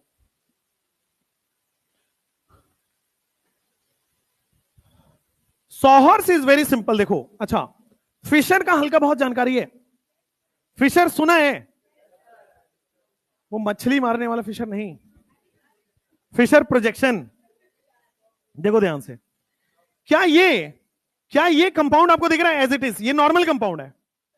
अगर मैंने इसको ऐसे घुमा दिया तो क्या यही सॉहर्स हो गया?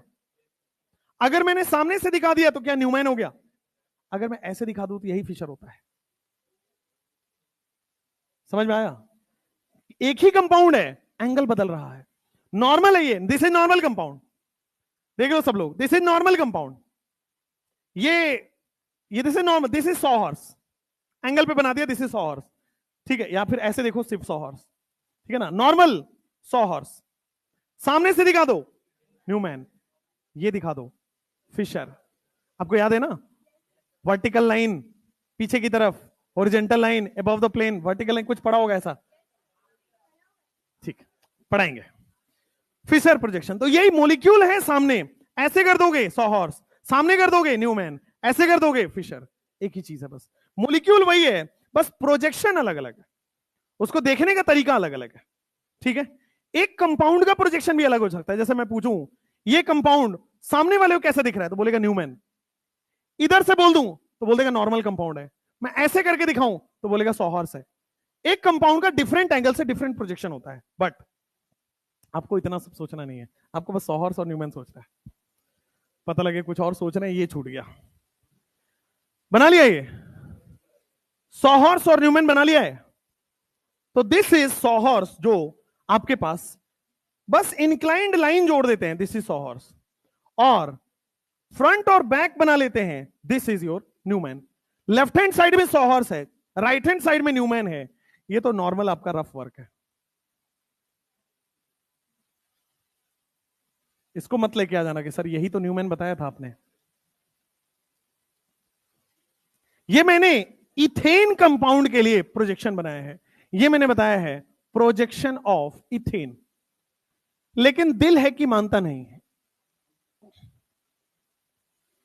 बेटा प्रोजेक्शन ऑफ प्रोपेन बनाइए और आप बनाइए और मैं देखूंगा। अभी तक मैं बना रहा था, आप देख रहे थे, आप बनाइए मैं देखूंगा।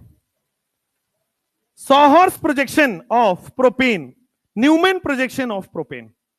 इक्लिप्स भी बनाइए, स्टैगर्ड भी बनाइए। न्यूमैन में, सॉहर्स में एक ही है, वही बना दीजिए, वही काफी है। क्या कहते हो, मैं बनवाऊं? बन जाएगा, बनाओ बनाओ, 30 सेकेंड लो।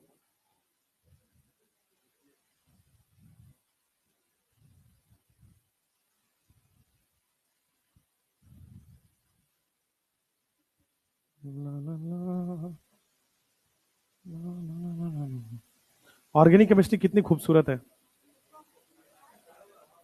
180 डिग्री नॉर्मल कंपाउंड, एंगल बना दो सॉहर्स, आगे फ्रंट व्यू दिखा दो न्यूमैन, वर्टिकल दिखा दो फिशर। बड़ी सिंपल है, छोटी छोटी चीजें हैं। हो गया क्या? हो गया?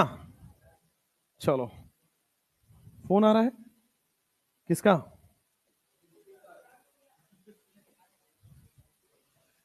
फोन नहीं आना चाहिए क्लास में। जियो महंगा हो गया ना, तो बेटा मिस कॉल ही आएगा। अब अनंत अंबानी की शादी खर्चे निकाल लिए उन्होंने, पता चला तुम्हें? कितना महंगा हुआ है वैसे? 25%। मतलब मान लो पहले जो कितने का होता है, 700 रुपए का आता है, कितने का आता है? 790 का कराते थे, 719 का कराते थे, अब वो 850 हो गया है। अच्छा ये फर्क आया है, मुझे नहीं पता है, मुझे मेरा पोस्ट पेड है, मुझे नहीं पता इसका, इसलिए तो 719 से 850 है। ठीक है, हमें कोई फर्क नहीं पड़ता, देखो हमारा वो 1200 का बिल आना है, आना है। 749 का 900 हो गया है। ठीक है, क्यों हुआ ऐसा? क्यों, रीजन बताया उन्होंने? क्यों हुआ? अनंत अंबानी की शादी है, नहीं है यार, नॉर्मल कुछ तो रीजन होगा। अब आपको याद आया कि हर फ्री की चीज फ्री नहीं होती, बाद में महंगी बहुत पड़ती है वो। हर फ्री की चीज, this is a business model, if you will understand. Every free चीज, जैसे हम यूट्यूब पे फ्री पढ़ाते हैं, हम यूट्यूब पे फ्री पढ़ाते हैं, वो बड़ी महंगी पड़ती है, बाद में कोर्स लेना पड़ता है आपको। वन डे में भी होता है, एक दिन में 24 घंटे में पूरा सिलेबस कंप्लीट तो होता ही है। खैर, प्रोपेन की बात करते हैं। प्रोपेन में CH3, CH2, CH3। आपको लगता होगा टाटा वाले सबसे अच्छे हैं, है ना? एक उनसे बढ़िया इंसान ही नहीं है। थोड़ी और सच्चाई जानने की जरूरत है, बड़े हो जाओ तब पता लगेगा। थोड़ी सी और सच्चाई जानोगे तो बोलोगे सब एक ही थाली के, बस कोई दिखाता है और कोई नहीं दिखाता है।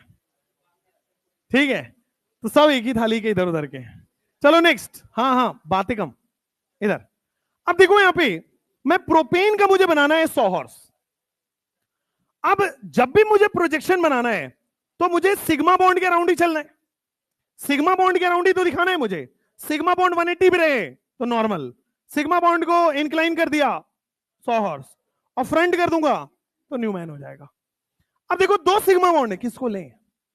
दोनों सिमेट्रिकल है भाई, ये वाला भी सेम है, ये वाला भी सेम है, किसी के अराउंड भी आप घुमा सकते हो, किसी के अराउंड भी आप रोटेट कर सकते हो कंपाउंड का। ये बनाने का मतलब है, ये बनाने का मतलब है आप किसी के अराउंड भी रोटेट कर सकते हो। आप चाहो तो चलो ये रोटेट कर लो। रोटेट का मतलब मैं ऐसे रोटेट कर रहा हूं, ऐसा वो वाला साइन बनाया है, अब ध्यान देना। तो किसी को भी फ्रंट मान लो, इसको मान लेता हूं, किसी को भी बैक मान लो, मान लेता हूं। फ्रंट और बैक आपकी छूट है, आप मान लो। फ्रंट और बैक में ये वाला कार्बन को फ्रंट बना दिया, इंक्लाइंड लाइन से बैक कार्बन को जोड़ दिया। शांत, इधर फ्रंट कार्बन पे क्या क्या जोड़ा है? 2 हाइड्रोजन 1 मिथाइल। फ्रंट कार्बन पे क्या क्या जोड़ा है? 2 हाइड्रोजन 1 मिथाइल। तो फ्रंट कार्बन पे मैंने क्या किया? मिथाइल जोड़ दिया और 2 हाइड्रोजन जोड़ दिया। जोड़ना उल्टा वाई के फॉर्म में ही है। राइट वाले पे देखो, बैक पे देखो कि 3 हाइड्रोजन है, तो जोड़ना उल्टा वाई में ही है। This is your simple thing. बोलो क्लियर हुआ? ये वही कंपाउंड है, बस उस एंगल को इंक्लाइन कर दिया है। That is सॉहर्स। अब अगर मैं इसको सामने से देखूं तो देखो, फ्रंट कार्बन को मैं क्या बोलूंगा? This is front, this is back. Front carbon को क्या बोल रहा हूं? डॉट। डॉट से क्या क्या जुड़ा है? 1 मिथाइल जुड़ा है और 2 हाइड्रोजन जुड़ा है, यही जुड़ा है। बैक कार्बन को क्या दिखाता हूं? सर्कल दिखाता हूं क्या? बैक कार्बन को सर्कल। सर्कल से क्या जुड़ा है? 3 हाइड्रोजन। तो मैंने छोटू सा बना के बॉन्ड दिखा दिया उसको। छोटा क्यों बनाते हैं? छुपा हुआ है, छुपा हुआ है, इसलिए उसको छोटा बॉन्ड बना के दिखा देते हैं। और ये जो खासियत है, ये एनसीईआरटी की देन है। बाहर में इसको नहीं दिखाते। मतलब आपको बाहर से क्या ही मतलब है वैसे? अगर एमबीबीएस अब्रोड करना है तो मतलब रख लो। एमबीबीएस अब्रोड वाले कोई है इसमें? किसी को शौक हो कि मुझे बाहर से करना है? कजाकिस्तान जाऊंगा, रशिया जाऊंगा, चाइना जाऊंगा, फिर कोरोना लेके आऊंगा। नेपाल भी है, नेपाल भी है, यूक्रेन। हाँ बेटा, बम फूट जाएगा, उधर मत जाना। यूक्रेन, यूक्रेन में वॉर और चल रहा है उधर। रशिया, बहुत बढ़िया। चलिए, हाँ इधर इधर इधर इधर, फोकस फोकस। तुम भटक बहुत जाते, बहुत दूर निकल जाते हो तुम। तुम्हें फिर वो बोरी रोड चौराहे से पकड़ के लाना पड़ता है क्लास में। तुम क्लास में मस्ती मजाक करो, फिर वहीं छोड़ दो उसको। तुम भटक जाते हो, कहीं कहीं घूमने लगते हो, तुम्हें फिर वापस बुलाने में समय लगता है। आ जाओ, फ्रंट कार्बन और बैक कार्बन, इधर आओ। फ्रंट कार्बन और बैक कार्बन में क्या ये सॉहर्स दिख गया? अब वो न्यूमेन दिख गया। अब ये न्यूमेन जो दिखा है, क्या देखो, ओवरलैप कर रहा है एक दूसरे के आगे पीछे, सारे हैं, सब एक दूसरे को छुपा रहे हैं, ओवरलैप कर रहे हैं। और ओवरलैप कर रहा है, लेकिन ध्यान देना, ये वाला तो कंप्लीट ओवरलैप है, हाइड्रोजन को हाइड्रोजन छुपा दिया। ये वाला भी कंप्लीट ओवरलैप है, बट ये पार्शियल ओवरलैप है। एक बड़ा एक छोटा है, मिथाइल बल्कि है, हाइड्रोजन छोटा है, पार्शियल ओवरलैप है। तो जहां पे कंप्लीट ओवरलैप होता है उसको लिखते हैं इक्लिप्स। जहां पे पार्शियल ओवरलैप होता है उसको लिखते हैं पार्शियल इक्लिप्स्ड। ठीक है? जहां पूरा हाइड्रोजन हाइड्रोजन को छुपा दे, इक्लिप्स्ड। जहां पार्शियल छुपा है, पार्शियल इक्लिप्स्ड। फिर देखो, ये 60 डिग्री में इसको घुमा देता हूं मैं। तो फ्रंट कार्बन से कोई बदलाव नहीं करना है, फ्रंट कार्बन में जैसा था वैसा ही रखना है। बस बैक कार्बन को मुझे क्या करना है? 60 डिग्री पे घुमा देना है। Hydrogen hydrogen hydrogen. और ये जो बना, this is staggered. Partially staggered मत लिख देना, स्टैगर्ड स्टैगर्ड ही होता है। केवल इक्लिप्स ही पार्शियली और फुल्ली हो सकता है। This is partially eclipsed, partially eclipsed. सामने वाला staggered. Sawhorse projection, Newman projection बनाना बड़ी सिंपल है। अब बनाइए प्रोजेक्शन ऑफ, ये इथेन थोड़ी है बेटा, ब्यूटेन है ना।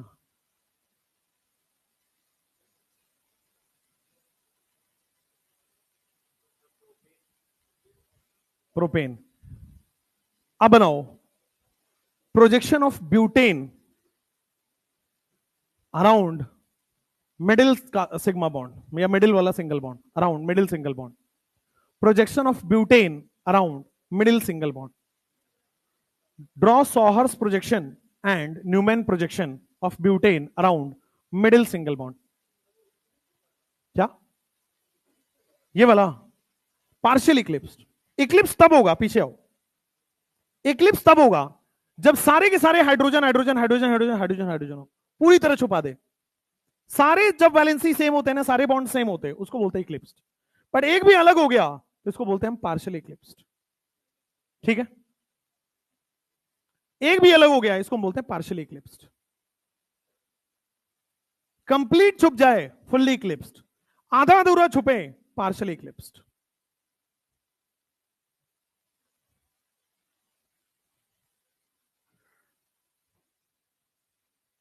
प्रोजेक्शन ऑफ ब्यूटेन, ब्यूटेन की प्रोजेक्शन बनानी है around middle single bond, projection of butane around middle वाला सिंगल बॉन्ड, मिडिल वाले सिंगल बॉन्ड के अराउंड प्रोजेक्शन दिखाने हैं, अराउंड मिडिल सिंगल बॉन्ड। आ जाओ, projection of butane around middle single bond. तो ब्यूटेन मैंने आपको बना दिया है, बीचों बीच बना देता हूं, CH3 CH2 CH2 and CH3। Middle वाले सिंगल बॉन्ड के अराउंड हमें रोटेट करना है। क्वेश्चन में दिया होगा कि कौन से बॉन्ड के अराउंड बनाना है। मिडिल वाले बॉन्ड के अराउंड अगर आपको बनाना है, ध्यान से देखिएगा, सबसे पहले मैं सॉहर्स बना रहा हूं। किसी को भी फ्रंट मान लो, किसी को भी बैक मान लो, आपकी मर्जी होती है। किसी को भी फ्रंट मान लो, किसी को भी बैक मान लो। आ जाओ, तो फ्रंट कार्बन को मैंने यूं दिखा और बैक कार्बन को मैंने यूं दिखा दिया, इंक्लाइन प्लेन बना दिया। फ्रंट कार्बन से क्या क्या जुड़ा है? 2 हाइड्रोजन 1 मिथाइल। फ्रंट कार्बन से क्या क्या जुड़ा है? 2 हाइड्रोजन 1 मिथाइल जुड़ा है क्या? बैक कार्बन से क्या क्या जुड़ा है? फिर से 1 हाइड्रोजन, फिर से 1 मिथाइल और 1 हाइड्रोजन और 1 हाइड्रोजन, यही जुड़ा है। सबका सॉहर्स यही आया है। अब आ जाओ, इसी का न्यूमेन बनाते हैं। फ्रंट कार्बन को मैंने क्या कर दिया? डॉट से दिखाया। बताओ फ्रंट कार्बन से क्या क्या जुड़ा हुआ है? 1 मिथाइल 2 हाइड्रोजन। और बैक कार्बन को कैसे दिखाते हैं? सर्कल से। बैक कार्बन को सर्कल से दिखाते हैं। सर्कल से क्या क्या जुड़ा है? 1 मिथाइल और 2 हाइड्रोजन। बैक वाला जो बॉन्ड है वो छोटा करके दिखाते हैं क्योंकि छुपा हुआ है। ठीक है, अब मुझे बताओ, ये इक्लिप्स है कि फुल्ली इक्लिप्स है कि पार्सली इक्लिप्स है? फुल्ली है। मिथाइल मिथाइल को पूरी तरह ढक रहा है, हाइड्रोजन हाइड्रोजन को पूरी तरह ढक रहा है, ये भी पूरी तरह ढक रहा है। ये हो जाएगा फुल्ली इक्लिप्स्ड। इक्लिप्स्ड लिखो, फुल्ली इक्लिप्स्ड लिखो, बातें की है। Fully eclipsed. अब मैंने क्या किया, इसमें 60 डिग्री से रोटेट किया। जानबूझ के मैं इक्विलिब्रियम का साइन बना रहा हूं क्योंकि रूम टेम्परेचर पे इंटर कन्वर्टेबल है। तो ये हो गया मिथाइल, ये हो गया हाइड्रोजन हाइड्रोजन। बैक कार्बन को मैंने रोटेट कर दिया, यहां आ गया मिथाइल, यहां आ गया हाइड्रोजन, यहां आ गया हाइड्रोजन। ये बन गया स्टैगर्ड। क्या हो गया? गॉश अभी बाद में आएगा, अभी नहीं। Gosh is also staggered only. तो ये हो गया आपके पास स्टैगर्ड। अभी मान लो मैं आपको बोलूं कि ब्यूटेन ही है, मान लो मैं आपको बोलूं ब्यूटेन ही है, बट साइड वाले बॉन्ड के अराउंड प्रोजेक्शन बनाइए। ब्यूटेन ही है बट साइड वाले बॉन्ड के अराउंड प्रोजेक्शन बनाइए, दिस बॉन्ड के अराउंड। अब बनाओ, न्यूमैन भी बनाओ, सॉहर्स भी बनाओ। बन गया। किसी को भी फ्रंट मान लो, किसी को भी बैक मान लो। फ्रंट कार्बन को नीचे और बैक कार्बन को इंक्लाइंड लाइन से ऊपर। अब जो फ्रंट कार्बन उससे 3 हाइड्रोजन जुड़ा हुआ है, उल्टा वाई बना दो 3 हाइड्रोजन का। बैक कार्बन से 2 हाइड्रोजन 1 इथाइल जुड़ा हुआ है। बैक कार्बन से 2 हाइड्रोजन और 1 इथाइल जुड़ा हुआ है। तो इथाइल को मैंने ऊपर लग दिया C2H5 और क्या जुड़ा हुआ है? 2 हाइड्रोजन। 1 इथाइल और 2 हाइड्रोजन जुड़ा हुआ है, लगा दिया। अगर मैं इसका न्यूमेन बनाने जाऊं, देखो फ्रंट कार्बन को क्या लिखूंगा? डॉट। फ्रंट कार्बन डॉट से क्या जुड़ा हुआ है? 3 हाइड्रोजन। तो 1 हाइड्रोजन ऐसा है, 1 हाइड्रोजन ऐसा है और 1 हाइड्रोजन ऐसा है। बैक कार्बन से क्या जुड़ा हुआ है? 1 ethyl 2 hydrogen.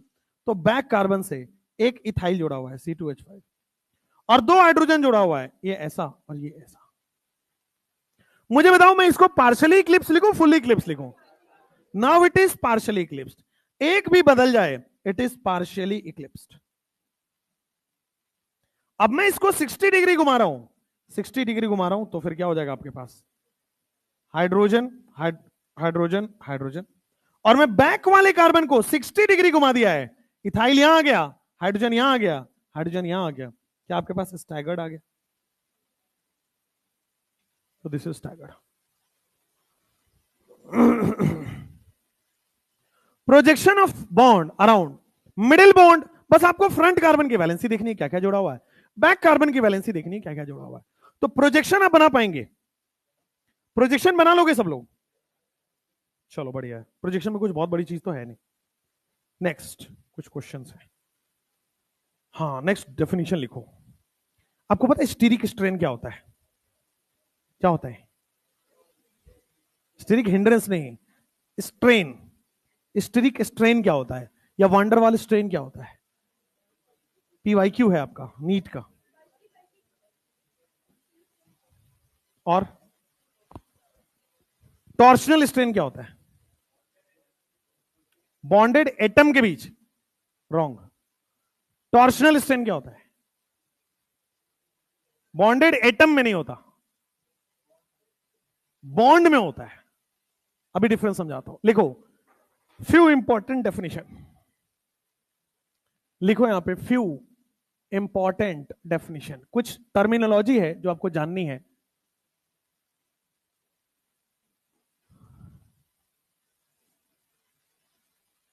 Few important definition, सबसे पहले आएगा, सबसे पहला आ जाएगा आपके पास एंगल स्ट्रेन, या फिर लिखो स्टीरिक स्ट्रेन, स्टीरिक स्ट्रेन और वंडरवाल स्ट्रेन। स्टीरिक स्ट्रेन या फिर क्या हो जाएगा, वंडरवाल स्ट्रेन।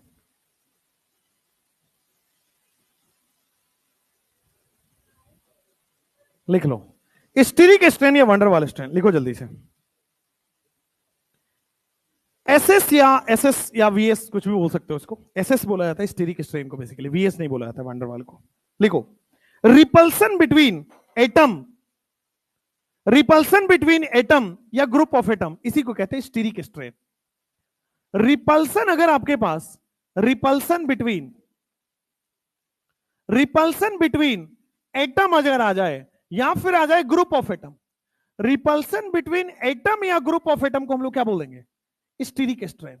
अब ध्यान से देखना, सब लोग बोर्ड पे देखोगे, सब लोग बोर्ड पे देखोगे, ये न्यूमैन प्रोजेक्शन है इथेन का, ये एक ग्रुप है, हाइड्रोजन हो सकता है, मिथाइल हो सकता है, कुछ भी हो सकता है।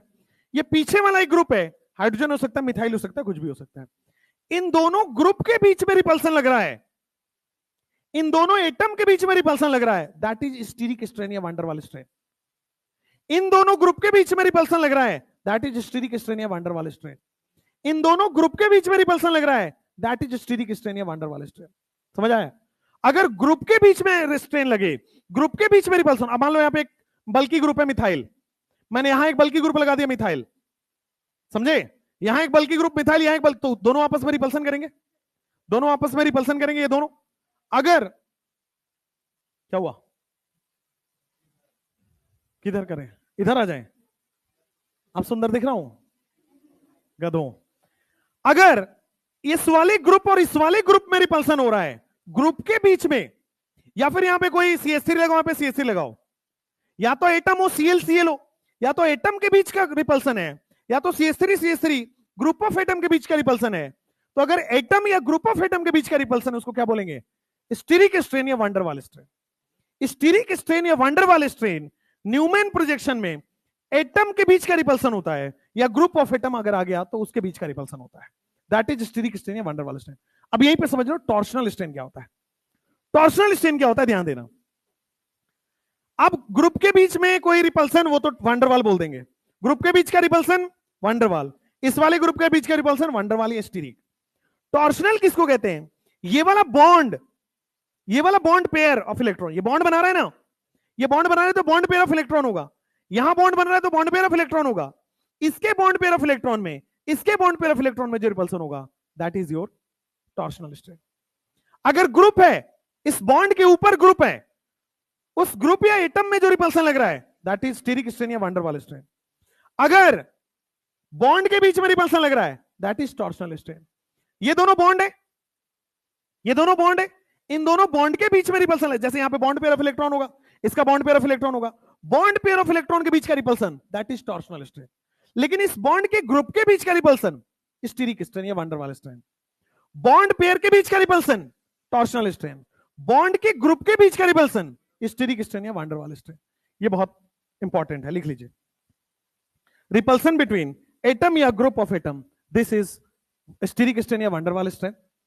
फिर दूसरा लिखो टॉर्शनल स्ट्रेन। टॉर्शनल स्ट्रेन क्या होता है, वो बॉन्ड पेयर ऑफ इलेक्ट्रॉन के बीच का जो रिपल्सन होता है, repulsion between bond pair of electron, repulsion between bond pair of electron. This is known as torsional strain. Repulsion between atom या group of atom, repulsion between atom या group of atom of, यहां पे जरूर जोड़ लेना, of different carbon. दो अलग अलग कार्बन है, एक फ्रंट कार्बन का ग्रुप है, एक बैक कार्बन का ग्रुप है, दो अलग अलग कार्बन का ग्रुप है, ये भी ध्यान से देख लो. स्टीरिक स्ट्रेन, अभी क्या करता हूं मैं, इसको अलग कर देता हूं. ये एक कार्बन दिख रहा है आपको, एक कार्बन में यहां भी एक ग्रुप होगा, यहां भी एक ग्रुप होगा, यहां भी एक ग्रुप होगा. इनके बीच का रिपल्सन स्टीरिक स्ट्रेन नहीं बोलेंगे. एक ही कार्बन का ग्रुप है, एक ही कार्बन का ग्रुप है, ये स्टीरिक स्ट्रेन नहीं होता है, ये वंडरवाल स्ट्रेन नहीं होता है. वंडरवाल वर्ड आते ही डिफरेंट मॉलिक्यूल आ गया. आपने वंडरवाल रेडियस पढ़ा होगा. वंडरवाल रेडियस दो अलग अलग मॉलिक्यूल में आता है, दो अलग अलग मॉलिक्यूल के सेम एटम के बीच का रेडियस को वंडरवाल रेडियस कहते हैं. ये कहते हैं. तो अब देखो, अब दो अलग अलग मॉलिक्यूल, दो अलग अलग कार्बन आ गया. अब इस कार्बन का एटम और इस कार्बन के एटम के बीच का रिपल्सन वंडरवाल स्ट्रेन. इस कार्बन का एटम और इस कार्बन के बीच का, that is van der Waals strain. Torsional strain क्या है? इस कार्बन का बॉन्ड पेयर और इस कार्बन का bond pair, that is torsional strain. इस कार्बन का बॉन्ड पेयर, इस कार्बन का bond pair, that is torsional strain. तो वंडरवाल स्ट्रेन, टॉर्शनल स्ट्रेन हमेशा of electron of different carbon, हमेशा डिफरेंट कार्बन में ही काम करता है. स्ट्रेन जो है हमेशा डिफरेंट कार्बन में काम करेगा. अब एक बात बताओ, अगर मैं बात करता हूं किसकी? स्ट्रेन की. अगर मैं बात करता हूं स्ट्रेन की, स्ट्रेन मतलब स्टीरिक स्ट्रेन की, स्टीरिक स्ट्रेन, तो मुझे बताओ स्टीरिक स्ट्रेन क्या एटम के बीच में, एटम या ग्रुप ऑफ एटम के बीच का रिपल्सन है? इसके एटम और इसके एटम के बीच का रिपल्सन है. अगर ये बल्कि हो गया, साइज बड़ा हो गया, ये भी साइज बड़ा हो गया, तो ज्यादा स्ट्रेन होगा. अगर दोनों छोटे हैं तो कम स्ट्रेन लगेगा. अगर इसका एटम दोनों बड़े हो गए तो ज्यादा स्ट्रेन है, दोनों छोटे हो गए कम स्ट्रेन है. तो मैं लिख सकता हूं स्टीरिक स्ट्रेन, मैं लिख सकता हूं steric strain directly proportional to size लिखो, इनवर्सली प्रोपोर्शनल टू साइज लिखो. साइज बड़ा है तो रिपल्सन भी बड़ा है, साइज छोटा है रिपल्सन भी छोटा है. तो साइज बढ़ने से रिपल्सन बढ़ रहा है. तो steric strain is directly proportional to size of atom या group of atom. Size of atom या ग्रुप, जितना बड़ा साइज होगा उतना ही बड़ा आपके पास क्या होगा? रिपल्सन होगा. अब एक बार वापस फोकस करो, एक बार मुझे अब दिख गया है, न्यूमैन दिख गया है मुझे. ये देखो, यहां और यहां वंडरवाल स्ट्रेन लग रहा है, इसका ग्रुप इसके ग्रुप वंडरवाल स्ट्रेन लग रहा है. अभी क्या एकदम साइज, अभी जो डिस्टेंस है पास पास है, देखो एकदम आगे पीछे खड़ा है, पास पास है. अब मैं क्या कर रहा हूं? दूर कर रहा हूं, रिपल्सन कम होगा. अब मैं दूर कर रहा हूं, रिपल्सन कम होगा. तो डिस्टेंस बढ़ाने से रिपल्सन कम हो रहा है, ये फील हो रहा है भाई. अगर बल्कि दोनों बल्कि हो गया तो रिपल्सन बढ़ गया, वो लिख दिया मैंने साइज से. लेकिन अभी देखो डिस्टेंस पास है, डिस्टेंस पास है तो रिपल्सन ज्यादा है.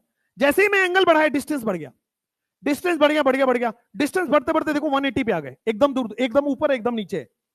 इसको कंपेयर करो, येलो वाला और ग्रीन वाला, येलो वाला और ग्रीन वाला एकदम पास पास है, रिपल्सन ज्यादा है. अब दूर कर रहा हूं, रिपल्सन कम हो गया, कम हो गया, कम हो गया, कम हो गया, कम हो गया, कम हो गया. देखो बहुत कम हो गया. डिस्टेंस के बढ़ाने से रिपल्सन कम हो रहा है. तो जो वंडरवाल स्ट्रेन है वो क्या मैं लिख सकता हूं? Inversely proportional to distance. लिख दीजिए, inversely proportional to distance. Steric strain जो है वो दो फैक्टर्स पे डिपेंड करता है. साइज बढ़ेगा रिपल्सन बढ़ेगा, डिस्टेंस बढ़ेगा रिपल्सन कम हो गया. अगर मान लो आपसे कोई पूछे टॉर्शनल स्ट्रेन कैसे होता है, अगर आपसे कोई पूछे टॉर्शनल स्ट्रेन किस पे डिपेंड करता है, अब मुझे बताओ टॉर्शनल स्ट्रेन का साइज से क्या रिलेशन है? टॉर्शनल स्ट्रेन का साइज से क्या रिलेशन है? मेरी तरफ देख के आंसर करना. टॉर्शनल स्ट्रेन क्या है? बॉन्ड पेयर और इसके बॉन्ड पेयर. अब बॉन्ड पेयर में साइज का क्या रिलेशन है? कोई रिलेशन नहीं है भाई. ये थोड़ी हो सकता है बॉन्ड बड़ा हो गया बॉन्ड छोटा हो जाएगा. No, bond pair electron, electron का साइज थोड़ी बड़ा छोटा होता है. ये bond pair electron, bond pair electron, bond pair electron का रिपल्सन होता है. बॉन्ड पेयर इलेक्ट्रॉन सेम रहेगा, ये बॉन्ड पेयर इलेक्ट्रॉन सेम रहेगा. तो टॉर्शनल स्ट्रेन का साइज से कोई रिलेशन नहीं है. ऐसा नहीं हो सकता इस बॉन्ड पेयर इलेक्ट्रॉन बड़ा हो गया, ये बॉन्ड पेयर इलेक्ट्रॉन छोटा हो गया, वो नहीं होता. इलेक्ट्रॉन का साइज सेम ही रहेगा हर जगह। तो ये बॉन्ड पेयर इलेक्ट्रॉन, ये बॉन्ड पेयर इलेक्ट्रॉन में टॉर्शनल स्ट्रेन लग रहा है, तो दोनों का क्या हो गया, साइज पे कोरिलेशन नहीं। लेकिन अभी पास पास है तो रिपल्सन है।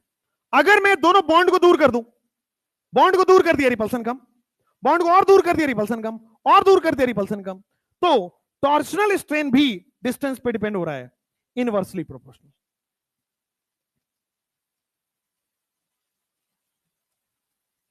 टॉर्शनल स्ट्रेन भी डिस्टेंस पे डिपेंड कर रहा है, टॉर्शनल स्ट्रेन साइज पे डिपेंड नहीं कर रहा है, क्योंकि वो बॉन्ड पेयर ऑफ इलेक्ट्रॉन का रिपल्सन है। अब लिखेंगे एकमात्र चीज, दैट इज स्टेबिलिटी। यहीं पे रिलेशन ही है, सिंपल स्टेबिलिटी। एक बात बताओ, स्ट्रेन अगर रहे, स्ट्रेन का मतलब होता है खिंचाव, स्ट्रेन का मतलब है खिंचाव। अगर स्ट्रेन रहे तो स्टेबल होगा कि अनस्टेबल रहेगा, अनस्टेबल रहेगा। किसी को आप एकदम खींच के रखे हो, अनस्टेबल है वो। तो अगर स्ट्रेन अगर कंपाउंड में आ रहा होगा तो क्या हो रहा होगा, स्टेबिलिटी कम हो रही होगी। स्ट्रेन बढ़ेगा, खिंचाव बढ़ेगा, मॉलिक्यूल अनकंफर्टेबल होगा, स्टेबल कम हो गया। ठीक हो गया। तो अच्छा, अगर स्ट्रेन बढ़ता है तो एनर्जी बढ़ेगी कम होगी, एनर्जी बढ़ जाएगी। तो यहां पे आ जाएगा डायरेक्टली प्रोपोर्शनल टू। आप ऐसे भी देख सकते हो, आप ऐसे भी देख सकते हो, लेस स्टेबल,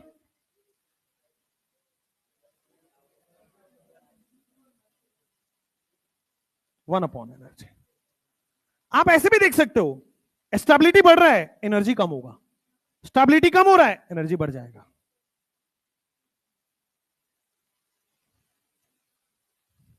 कुछ डेफिनेशंस है जो आपको पता होना चाहिए होता है। हाँ ठीक है, आप इसको ऐसे लिख सकते हो, अगर कंफ्यूजन हो रहा है तो, strain is directly proportional to energy, अगर कंफ्यूजन हो रहा हो तो, अदरवाइज तो सही है। जितना स्ट्रेन होगा उतनी एनर्जी होगी। हो गया। This is few important definition. Steric strain हो गया, वंडरवाल स्ट्रेन हो गया, टॉर्शनल स्ट्रेन हो गया। अब यही रहने देते हैं, टाइम हो गया क्या, 10 बज गया, 10:30 हो गया।